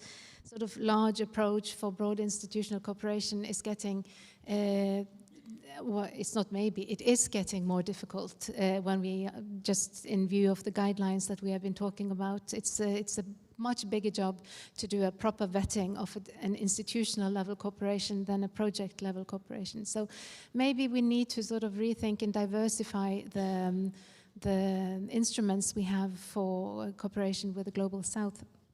We have not discussed it. I have colleagues sitting in the audience. They may think otherwise, but I think it's an issue that we need to address. And another thing that we haven't mentioned at all is that all this will take a lot of manpower to actually do all these vettings and analysis and assessments in all our future corporations. So that is also an issue that maybe that is the elephant in the room. I'm not sure. Yeah, I'm afraid this is a question that has kept me busy for 40 years and will probably continue to keep agencies busy for the coming decades, to strike a balance between a clear program structure on one hand and adaptiveness on the other. I think it's a very hard issue, but I think we all need to find innovative ways to make it reasonably easy and still reasonably flexible, but that's easier said than done, if I may say so. Did you want to react on that? No. Huh? I actually wanted to say more or less the same. I think it all relates back to the question we also had for the security matters. Where does the government, the national government, interfere, and what do we leave to the institutions themselves? What do we want to arrange at the European level, and what do we want to keep open at the national level? And I know, as from the Netherlands, we have our national agency focused on Erasmus, of course, because it's an excellent program with lots of opportunities for students, researchers, artists, and whoever. But we also have bilateral relationships and other programs by which we invite students to come to the Netherlands or send students abroad. And we need to have that space, you know, to organize things in a more tailor-made way. I think that's most important, but it keeps, well, we need to keep on searching for the balance there. And if you feel, I think, if people feel that it's not enough or that there should be other relationships, partnerships, then I think there should be space to discuss it with people from Europe, but also at the national level to find ways, or at an institutional level to find ways to develop those partnerships. Thank you. Unfortunately, our time's nearly up, and as the importance of coffee breaks has been stressed repeatedly, including by myself, I wish to stick to the schedule, but perhaps there are other last words that some other panelists would like to offer? Something that an opportunity has not come up to ask?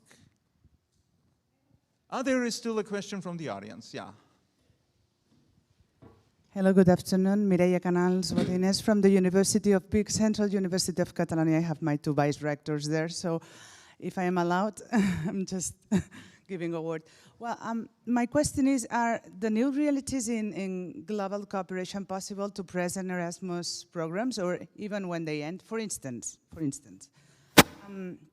dialogue, real dialogue. Well, it arose totally finally in our final results in a project that we just closed last week, well, this week actually, in a multiplier event, because when 6 of the 8 partners were totally focused on the 2 resting partners were from Ukraine, and they had the Russian war affecting them, and then we had to just welcome them in our countries and among the partnership, and so it just turned around, the partnership turned around, and then the dialogue really was established, and there was this emotional link among us. It was, well, that we just ended up calling us the European family, right? So, well, this is an example. But in a sense, this European emotional link was so much so that we are just planning another European program and another project. So how do we enhance, this probably is my question, because we have been in many other consortiums, and then give these long-lasting relations among us. I mean, when among the consortium partners, when a program ends or when we finish, because this has never been happening before among other consortium partners. I mean, when the program ends, this is it. Okay, goodbye, see you soon, let's keep in touch. Well, very good words, but there is no this emotional link that was a reason, because of course I know that is very strong, the motive, but maybe this is my question, because this was very special. It is actually very special. We still have some Ukrainian refugees researchers actually living with us and cooperating with us, but it has not happened before, and we have been in many consortiums, so this is it. Thank you very much. Would anybody volunteer to react? Maybe a quick reaction, because indeed, we can once again discuss further over coffee. It will be a long coffee. But anyhow, no, I understand, and I think we must be grateful that you are amongst the institutions that have been reaching out to institutions in Ukraine.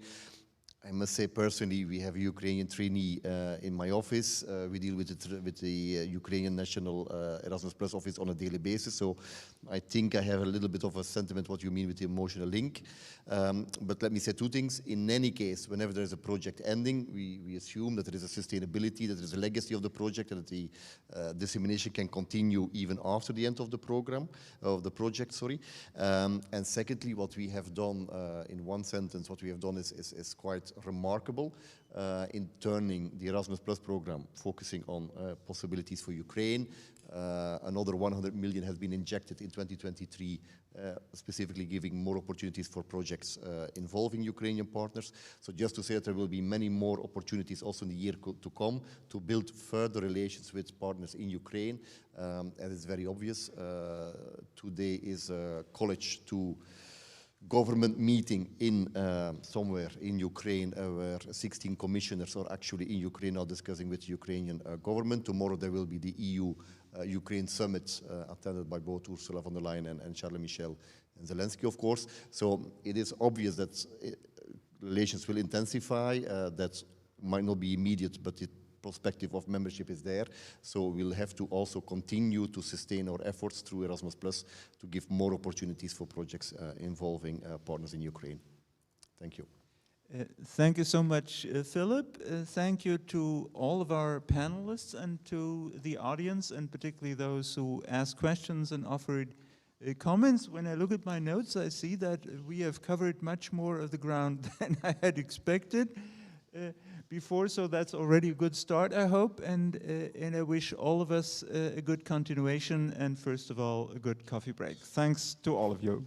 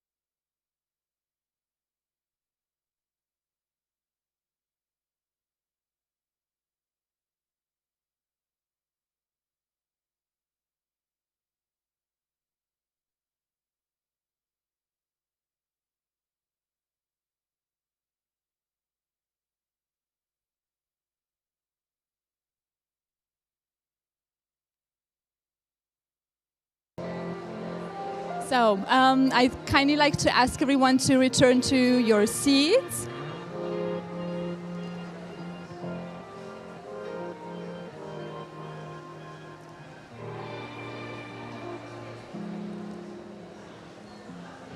We have a countdown. So. Yes. It's just to start, so it's okay.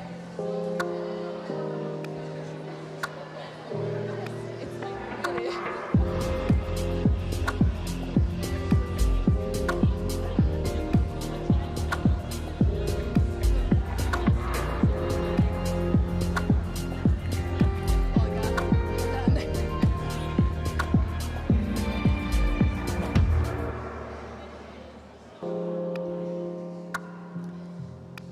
Welcome, or no?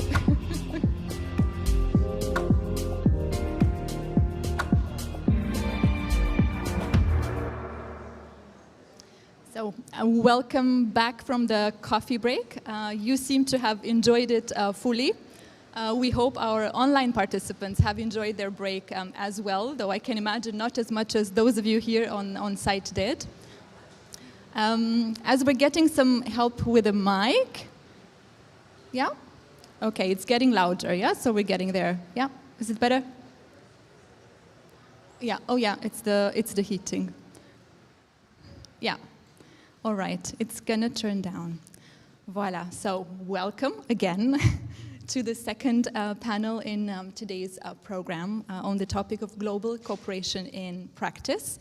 The title already actually says it all. So building on this wider framework we have exchanged on in the previous panel, framing the current context of global cooperation and geopolitical challenges, where we've heard, I think, a very clear message that we're still operating in an open environment, but one where more vigilance is needed. And one where institutions of different kinds and at different levels also encounter new dilemmas and difficult decisions to make. We are entering now in this exchange with our three panelists here on the stage, where we will dive into a bit the realities in the day-to-day practice of different types of institutions. We will look at implementation, and at the question of how these dilemmas and how this balance between security on the one hand, openness on the other, is really being struck at institutional level. And we are going to look together also at some of the tools at the disposal of different kinds of institutions for navigating current times. My name is Irina Ferenc. I'm director of the Academic Cooperation Association, or ACA in short. So it is my pleasure also to introduce to you our three panelists for this conversation. I'll start with the one to my far right or to your left, and that's Julia Linda, who is Senior Desk Officer for Risk and Security Management, as well as Regional Coordinator for Afghanistan, Iran, and Pakistan, at the Center for International Academic Collaborations, or KIWI in short, at the German Academic Exchange Service, DAD, in Germany. Next to her is Olga Belova, who is International Project Manager at the Alianza for Universidades, based at the Universitat Pompeu Fabra in Spain. And last but not least, to my left is Peter Gill, Senior Policy Advisor for China at Delft University of Technology, or TU Delft in short, in the Netherlands. The format we have prepared for our exchanges is a bit similar to the previous panel, so we'll have a couple of rounds of exchanges between ourselves, in which you'll hear of different practices and concrete examples of cooperation. We'll then open up for questions and comments from your side, and we'll wrap up with a final round of questions between ourselves. So to get us started, I think it's important to understand how this question and these dilemmas are being addressed in practice by different types of institutions. So Julia, I'll start with a question to you, because in the German context, I think the KIWI Center is very much playing the role of what we heard in the previous panel as well, of a national contact point, providing advice, in this case to German higher education institutions, on matters related to starting cooperation, implementation, and also enhancing existing cooperation. So can you tell us a bit more about how this center Center actually operates in practice, and how can it provide ultimately this tailor-made advice in very different regional contexts at the same time? Yeah, thank you. Thank you very much, Irina. Yeah, I'm from Kiwi, and we are one of the focal points for German higher education institutions to get advice on how to initiate their cooperations. And my special topic area is safety and security management, and so to advise them on specific risks and opportunities also that they can encounter when they probably dive into a new cooperation, or if they want to maintain a cooperation even in complex framework conditions.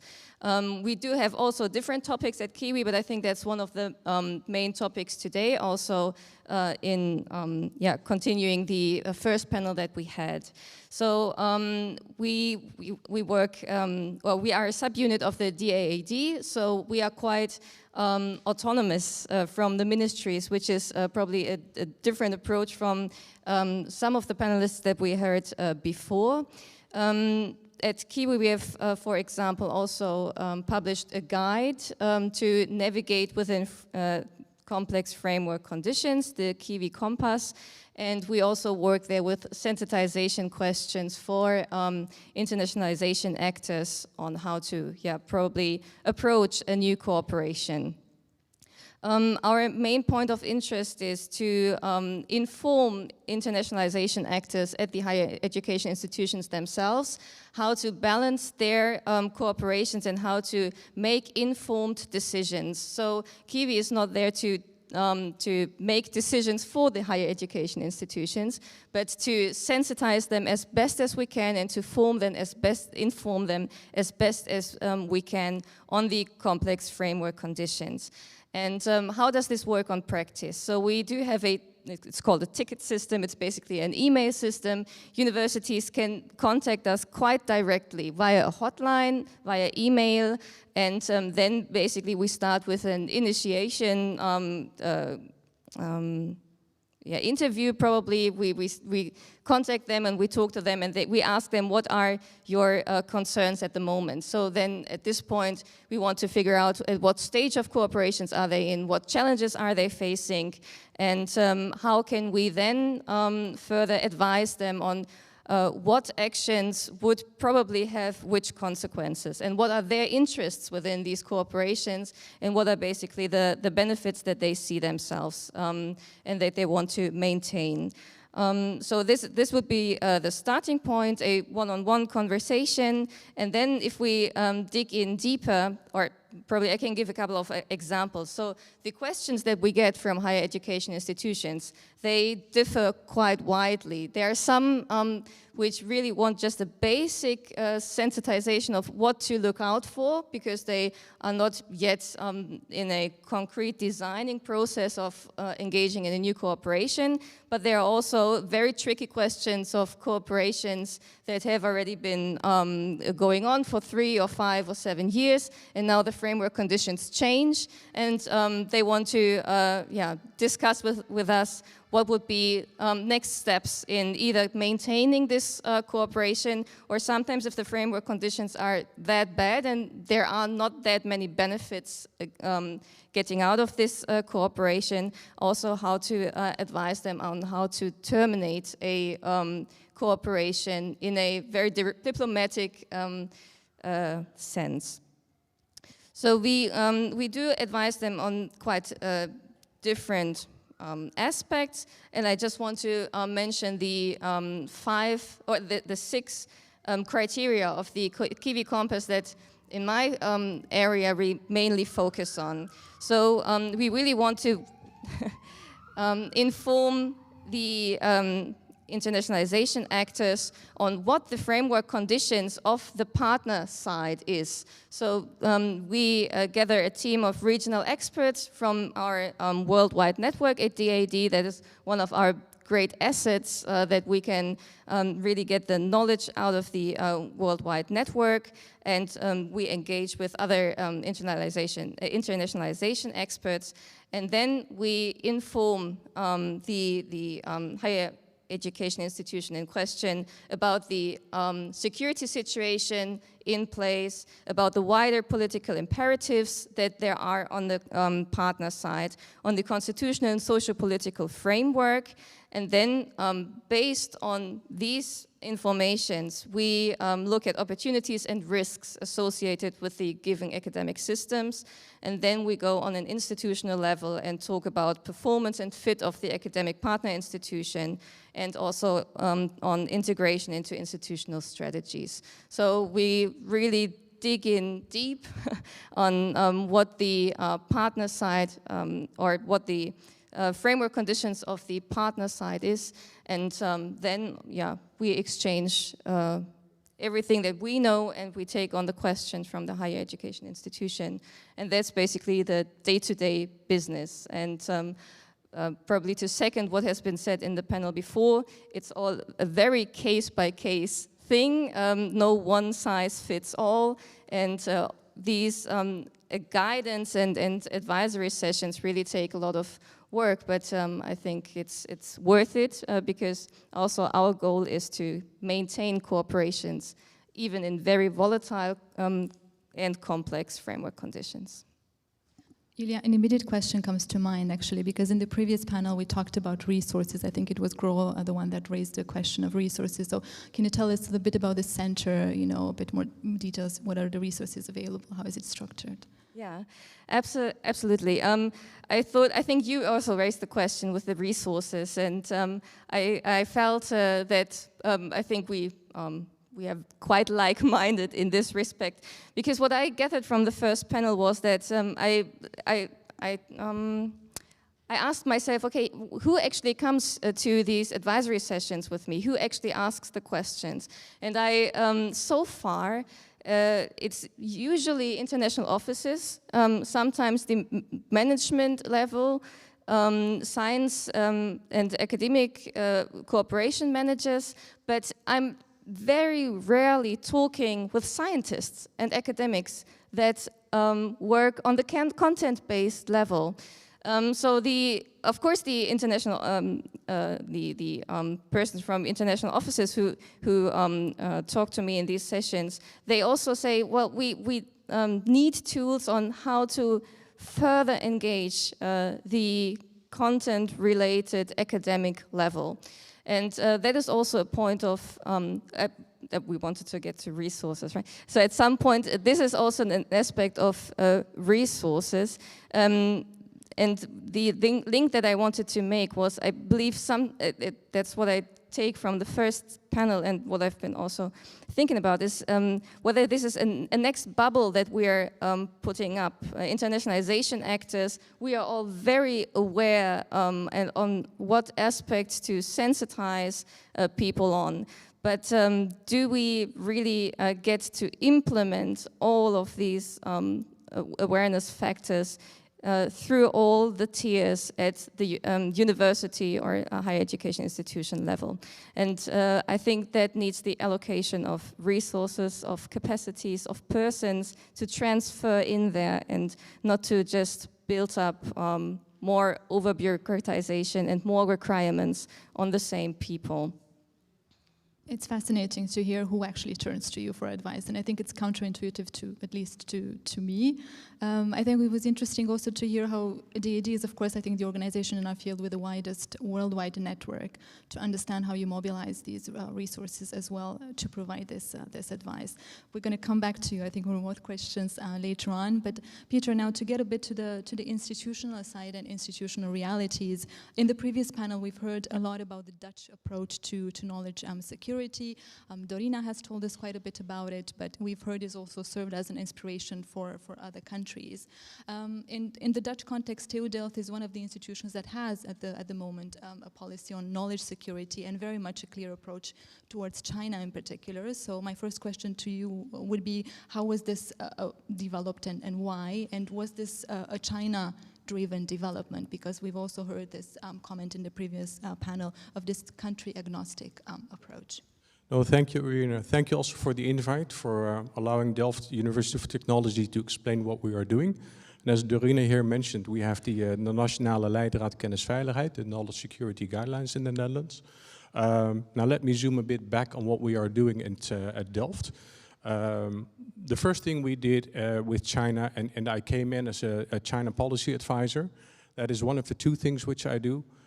The other part I do is helping the program director build up the knowledge security program, which is country agnostic. However, China is a big part of our research portfolio. And a statement to make is saying that China is more than knowledge security, and knowledge security is more than China. That is the way how we look at it. Now back to the China tools. The China tools we started with in 2020. I still remember it was September 2020. We got together a project team with an external consultant, with contract managers, with a senior professor, a few other policy advisors, and within 3 months we actually came with a framework which resulted into the China tools, which is actually 4 phases, in total 13, 14 quick guides, which phase 1 tells you, well, how do you actually identify a partnership? Phase 2, how do you establish the partnership? Phase 3, how do you do the partnering? And then phase 4, how do you evaluate it? And you can think of topics like due diligence, intellectual property, all those type of topics which are relevant for your partnership. Now then the country agnostic thing. What we did actually last year, and that is actually following the Leidraad, the knowledge security guideline, and that is part, I should say, by that time we already had formed a team of knowledge security. I was one of the first ones with my other colleague Peter to build it up. And basically in the Leidraad, which basically has 6 pillars, 6 kind of flows of topics, and one of them is international partnering, and that contains a country-neutral kind of a set of guidelines.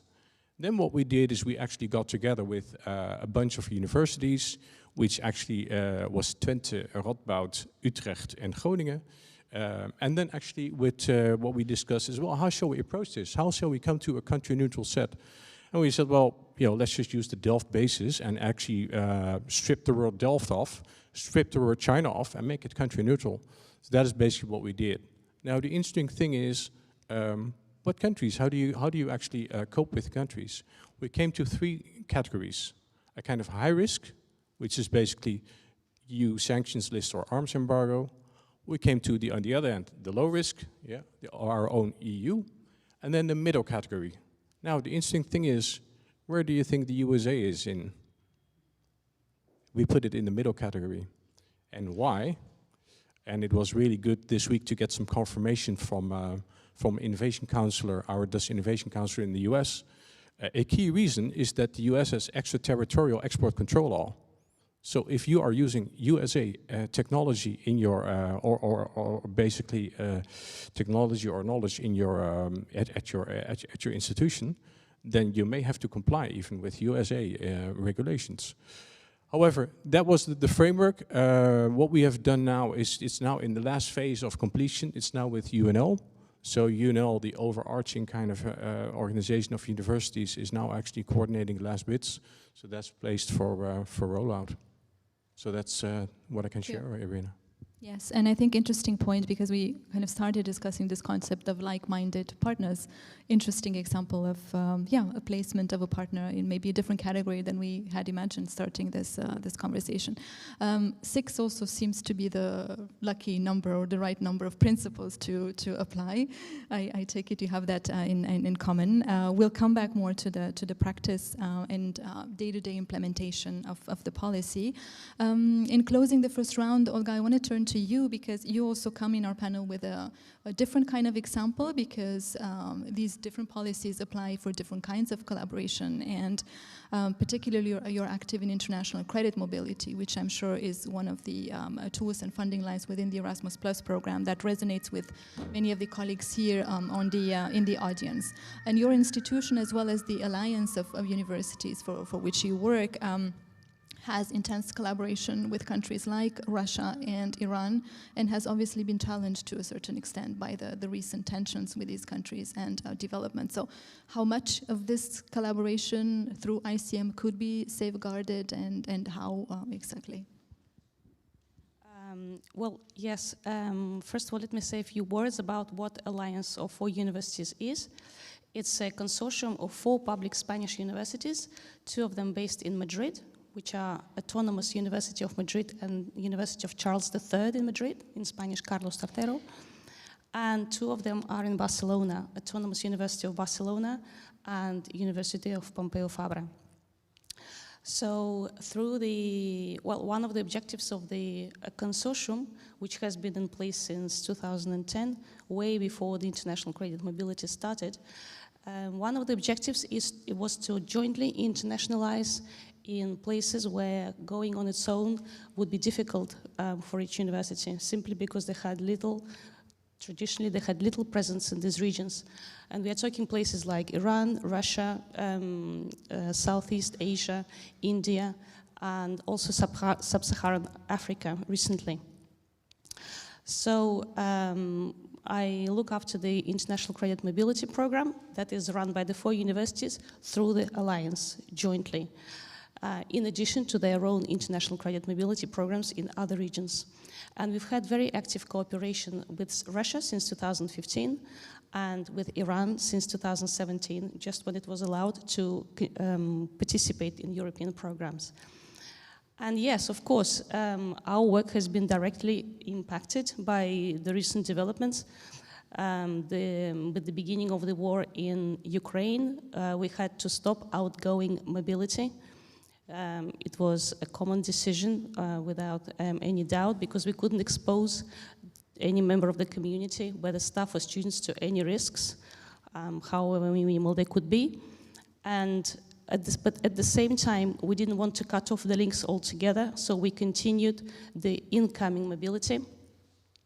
And this was not an easy decision to make, because in Spain, the majority perhaps of universities decided to put the cooperation, or were recommended to put the cooperation on hold. But we consulted with the national agency, CEPIA, and also the signal from the European Commission was very clear. International credit mobility continued with Russia. So based in this context, also based on the advice the guidelines that we follow from the Ministry of Foreign Affairs, we decided that this flow could be safeguarded and we could continue doing that. Despite the very tense political relations, the priority was to continue the academic and intellectual links with our Russian partners. And also it was, of course, a way for the Russian scholars who didn't support the government to make themselves heard, to make themselves seen. And also the response from the Spanish academics who hosted Russian scholars and students was positive. They wanted to hear their accounts. They wanted to know what's actually happening on the ground, because we know that there is a very strong informational war, and it's important for people to have the opportunity to come and experience a different political reality through their own eyes. And I guess that acting as an alliance, as a national consortium, was helpful in taking this decision, because it provided a platform, a group, however small it is, but it was a consensuated, let's say, an agreed decision. So in that sense, it was helpful to act as an alliance. As for Iran, since the beginning of the protests, our bilateral cooperation continued, and while we didn't have any case of outgoing mobility, if we have one, then the risks will have to be assessed together with participant, together with the sending and the receiving institution, and each case will be analyzed carefully before embarking on the mobility. The incoming mobility from Iran continued, and as in case with Russia, it was an important channel for Iranian scholars to be able to get out of the country. Just to give an example, a few years ago, the University of Charles III, Universidad Carlos III de Madrid, hosted a blind Iranian female PhD student who was a lawyer and who researched the rights of disabled women.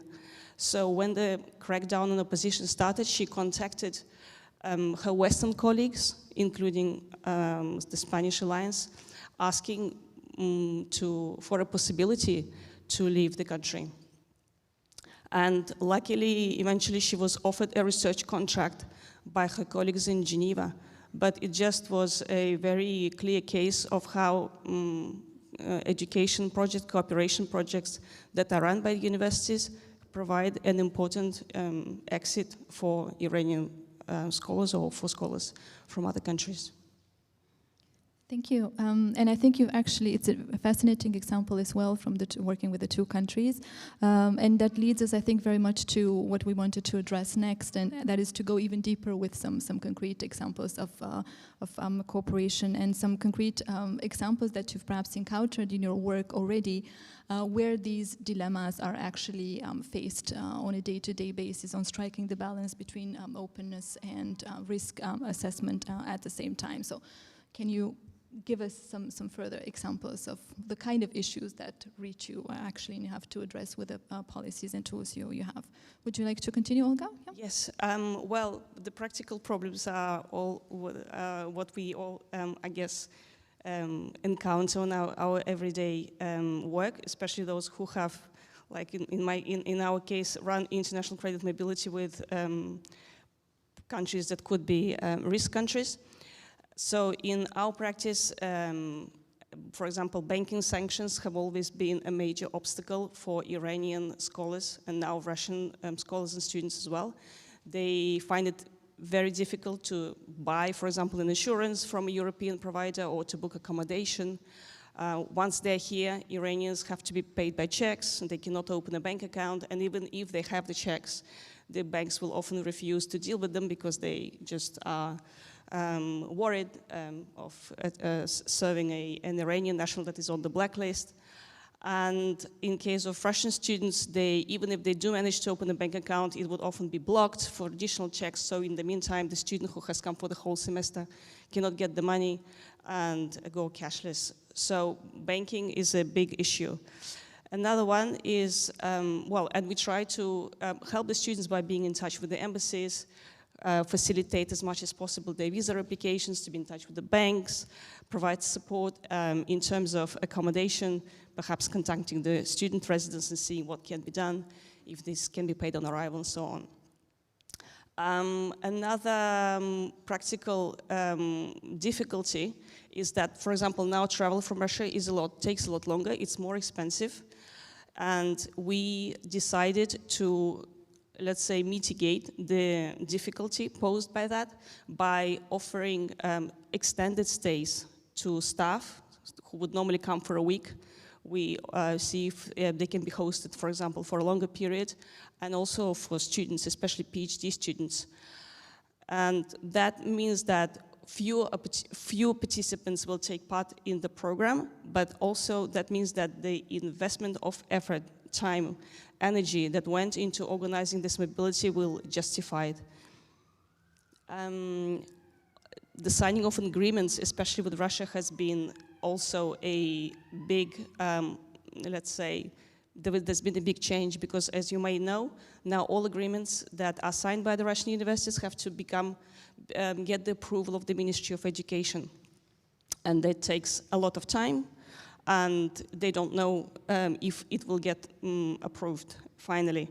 So we had to rethink our whole approach to how we sign interinstitutional agreements. And finally, I'd like also to say that these adaptations this affected not only us, obviously, but also the Russian partners, because they have to navigate between the official, let's say, political discourse and also the desire of the academics, of the students, of the international offices to continue their work and keep the cooperation going. Their reality is also very uncertain, as they say to us. What yesterday was true in terms of official directives today may be wrong. And for example, when announcing calls for applications within their institutions, some of them chose not to do it through the web, not to attract so much visibility on the institutional level, but to do it through the social media so that interested academics and students can still apply. So it's been a process of adaptation on both sides, and definitely it requires effort from both academic communities and international office communities to make it happen. Thank you, Olga. A lot of flexibility needed, yeah, in application, clearly. Peter, turning to you maybe with a different kind of examples, maybe more from the area of research or education cooperation. Sure, in terms of dilemmas and all the complicated items, As a technical university, we do quite a bit, obviously, in key enabling technologies. And think of technologies like advanced materials, chemical technologies, photonics and lighting, quantum technologies, digital, AI, and so forth. So those are typically the topics where you really have to be sure that you have the right tools in place. So as part of the knowledge security guidelines, what we did is, first of all, conduct a risk analysis. So what we did is we actually looked in a portfolio and we actually looked, well, where are the key enabling technologies located? So we actually know exactly in which faculty and which division actually, which key technologies are actually being used. So that is actually a first step. Then secondly, what questions reach us? We have actually formed a team. So since end of September, it's a group of 5, including me, and we come together weekly. And we have now discussed about 169 cases. So we see now that we are actually getting more reach, that more questions actually are reaching us. They think of the questions like, what do we do with this case from Iran, from China, from Turkey, export control, US, there are several examples.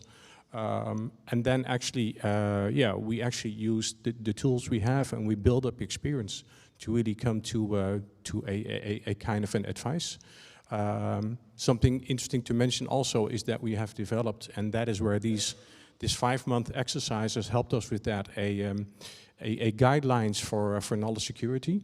So that basically goes from a red bucket above to an orange bucket and then a green bucket. And then think of the red ones really starting with, is it legal or is it legally allowed or not? Well, then it's a full red stop. Then think of the EU sanctions, arms embargo. And then in the middle bucket, you can have things like, well, is it desirable? Something can be okay, but is it something which we really want? So those are the instruments which we are trying to develop, and I must tell you, it is a journey. So we don't have the answers when we start, but we are in this together. Yeah. Highly interesting as well. I'm wondering, Julia, if that resonates a bit with the kind of questions you get as well, or issues from different contexts also. Absolutely. I would start with my topic area of safety and security. For example, we also got a lot of questions on dual use and also foreign interference. So what do we do then with these questions? For example, in 2022, we made a 4-part series of Kiwi Connect and Kiwi Policy Talks to engage with higher education institutions on their issues with the topic, and we gradually stepped in deeper. So the very first Kiwi Connect was basically a sensitization on the topic, where our relations probably in your cooperations within the higher education institutions there. And then we gradually dived in deeper. So what does this mean for structures within universities? What structures need to be there? What do you need to set up to be compliant with the regulations that are set? And so very often the different questions that I get come down to what structures are there at university level for an integrated security approach, not necessarily just for research integrity, but also for very, I'll frame them as basic, but security-related travel risk management processes, which are also not often, or not very often, already in an integrated safety and security structure at university level. So just to give you a couple of examples, so there was once a question where a university wanted to initiate cooperations with Iran. That was already 2 years ago, so not in the current environment. And the international office manager came to me and said, we have never had a cooperation with Iran. What do I need to look out for? And so then we basically make a background sensitization, and also put in the topic of dual use, and that financial transaction will be an issue, and but also social-cultural aspects to keep in mind when you start to initiate first rounds of talks with universities, and at what level do you start. So this would be one example, and a different example was that the university came with me with an email of a scientist who needed a risk assessment for an Arctic exhibition. And the international office manager asked me, how do I get this approved within my own university? And this, again, comes down to structures. There was simply no, at least no transparent structure of, is there any office within this university that does a risk assessment for an Arctic exhibition? And so probably, I mean, it's a broad way of topics, but if we talk about safety and security issues, sometimes very basic travel safety issues are there to keep in mind as well. And the scientists at work, they're so context related that all these issues around their cooperation, yeah, I think it's good that there are people to sensitize them on all of these aspects as well. Highly interesting as well, also how broad the concept of risk is actually in practice. You've yourself posed the question of what kind of structures are there at institutions. I'm going to pose this question actually now to you, also as an invitation to raise questions or comments you might have gathered by now into the panel. So let's see if there are any reactions so far. Taking a bit of time to warm up after the coffee break. I can well imagine that many of the things that were said here, we have a hand up there from Frank, I think. Yes, please. Thank you. Are there any experience from your side with incoming students or staff going back home to universities and meeting concerns about their work here in their home country?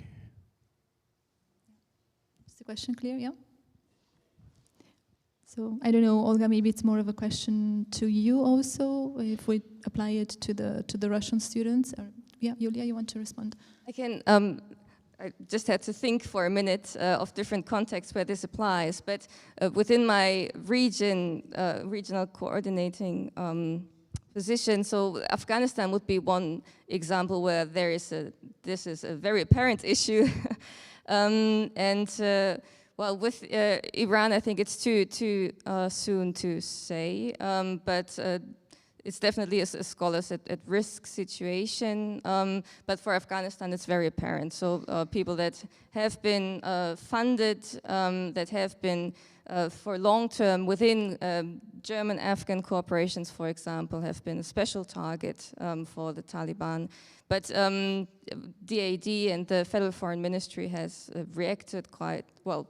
Let me rephrase that: the Federal Foreign Office, and then in addition, DAD has reacted very swiftly on these issues. But of course, that's also a concern if you turn the tables. But the main focus would be the safety and security issues for the German higher education institutions. But of course, that's also very important.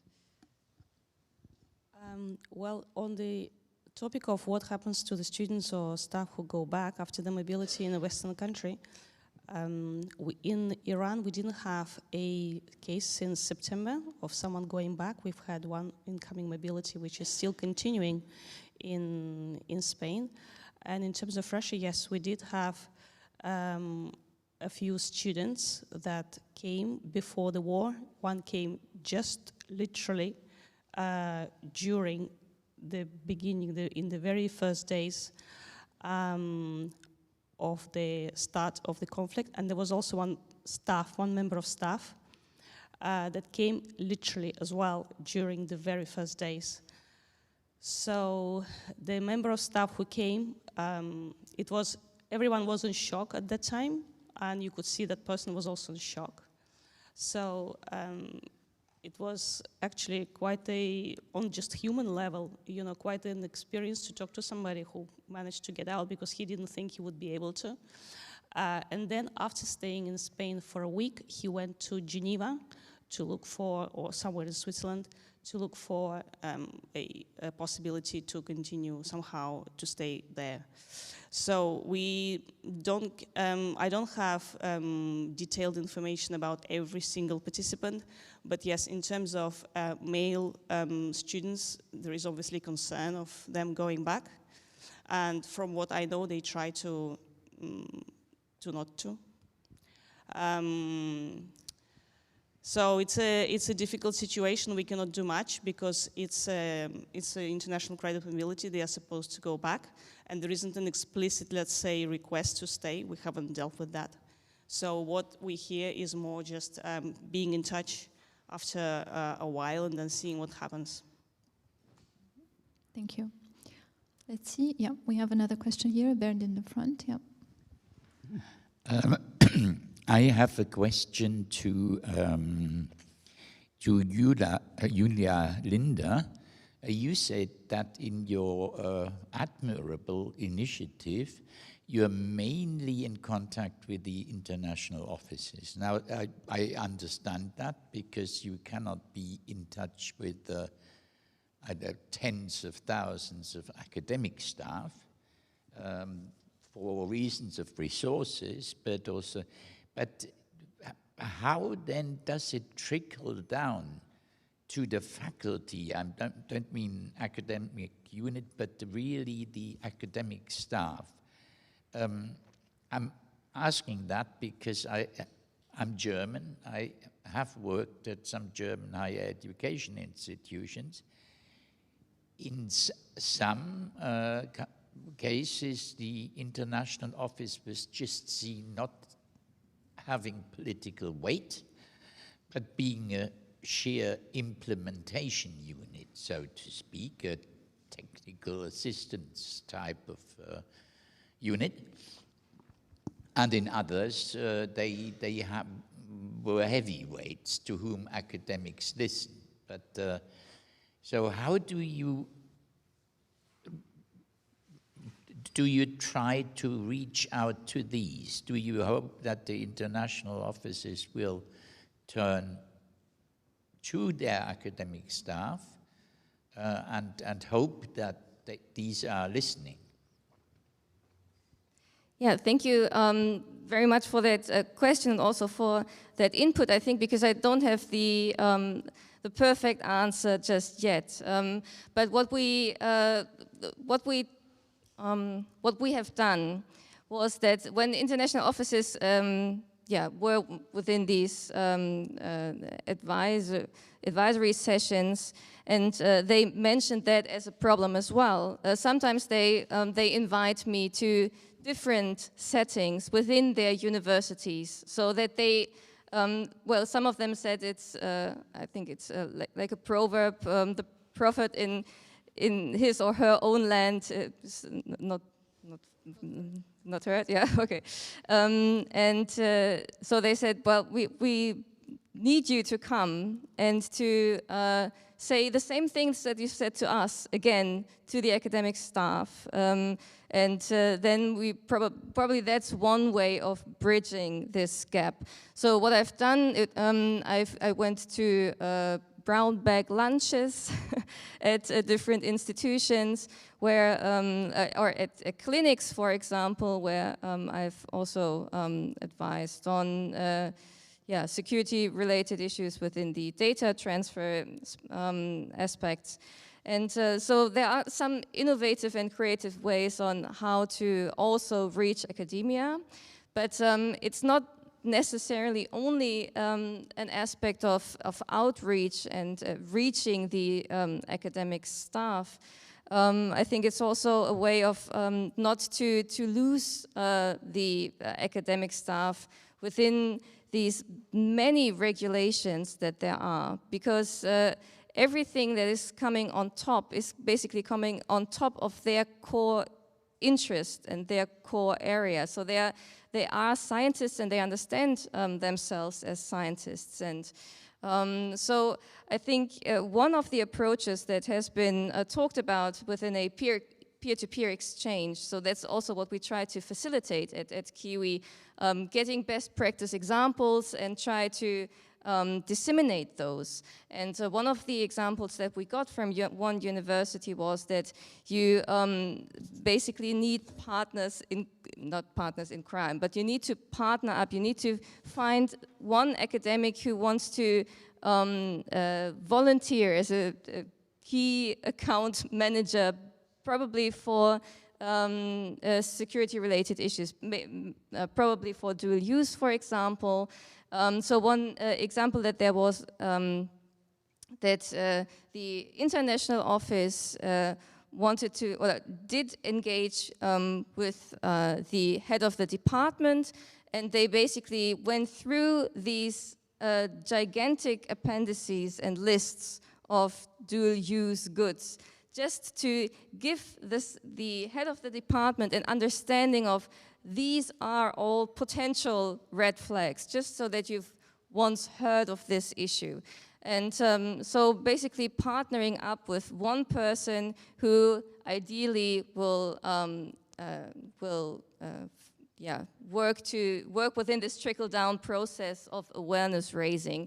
That was one of the better examples and best practice examples that I then carry on in advisory sessions with others. But it still remains a problem of to bridge this gap. Yes. Thank you. Yeah, absolutely, indeed, Peter. I was wondering, how do you approach then this also in your institution, the question of sensitization and? Yeah, I mean, communication is really key. And involving people. So some actions, what we have done is, for example, organizing a knowledge security symposium. So where you actually involve people and not have only policy advisors like myself explain something, but really have a PhD there actually explaining on how they have, what they have encountered and how they have solved it. So that is basically something what we are doing. So we have conducted the first one, the next one is planned. And it's really about communication. And then what also helps is having a SharePoint site, intranet site. So yeah, we have a SharePoint site. We're now continuing with communications so that people can do a one-stop shop where there's all the information. Thank you. I think we have a question here, and then, yeah. Thank you very much for having this opportunity to listen how, in fact, our strategy, youth strategy, global approach is put in motion. It seems like a good example, but it also seems like, from what you said, labor intensive. So you are an alliance that has been established for that purpose, or you existed already, and so you as an organization, you must have people that is knowledgeable about it and need to acquire that specific task. Then, of course, came all these questions of, are you reaching out? Are they coming to you? How do you find you? But, of course, but my real question is here, you issue an opinion, advice. Who ultimately takes the decision if that cooperation takes place at all? Because you bring it, you create awareness, you say this may be risky, or this doesn't look, find this out more, or be aware, or be careful. So how do you then function on that level? So from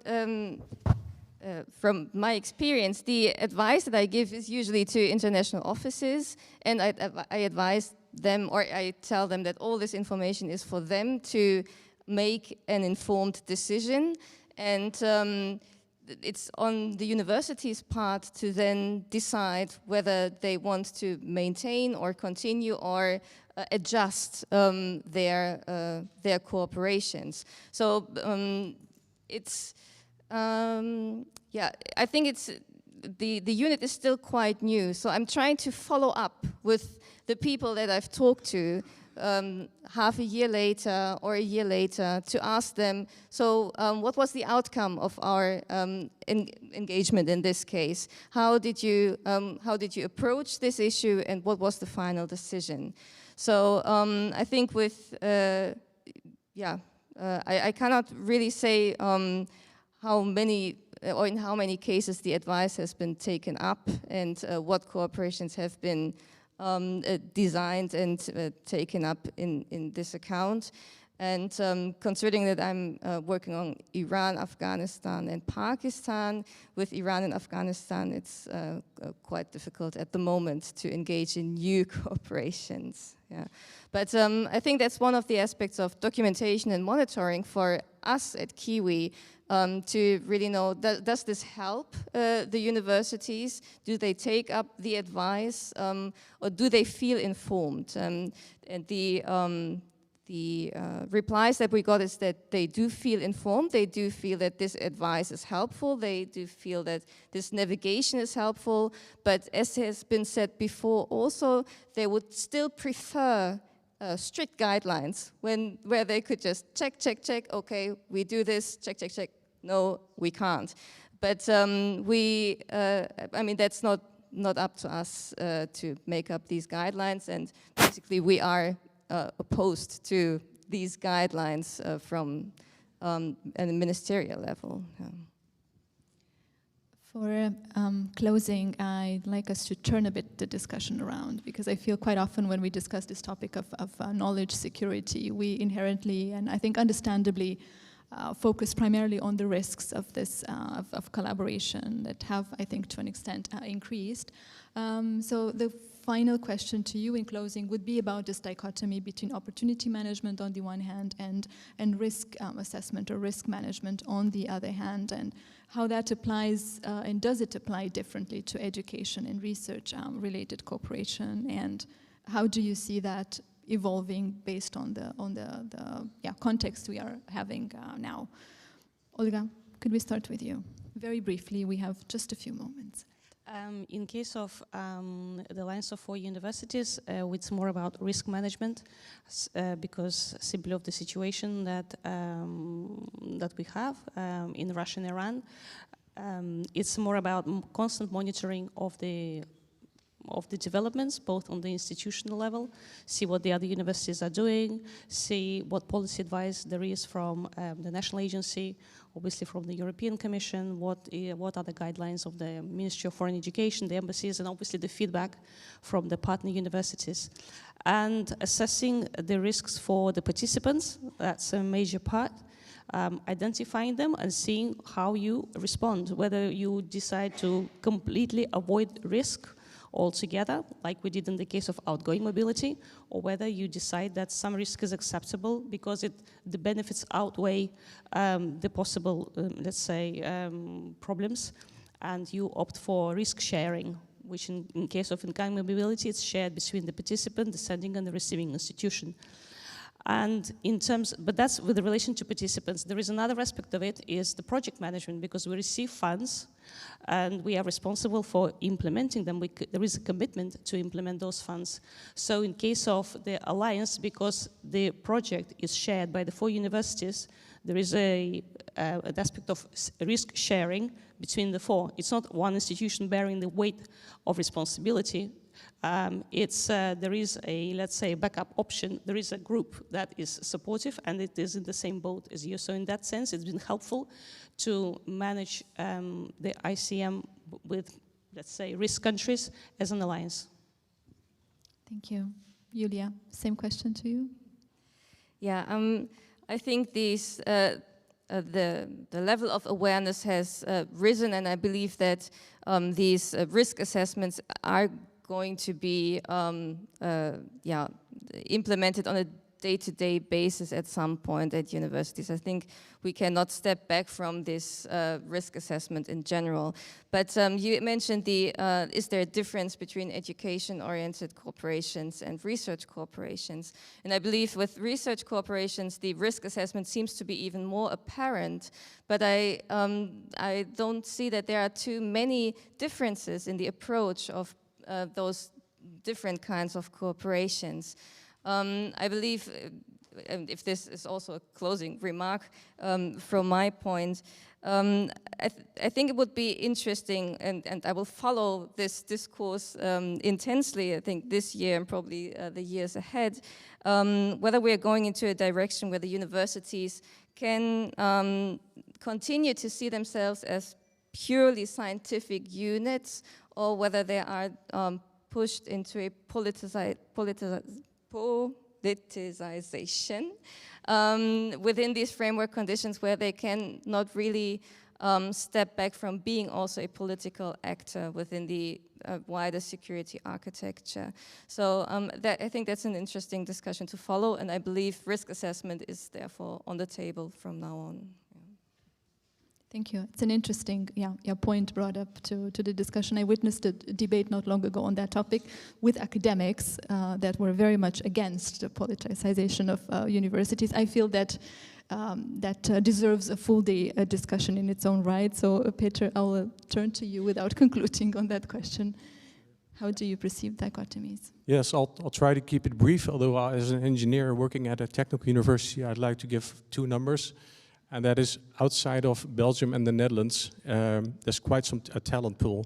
So we all know that India and China and Brazil is 3.2 billion people.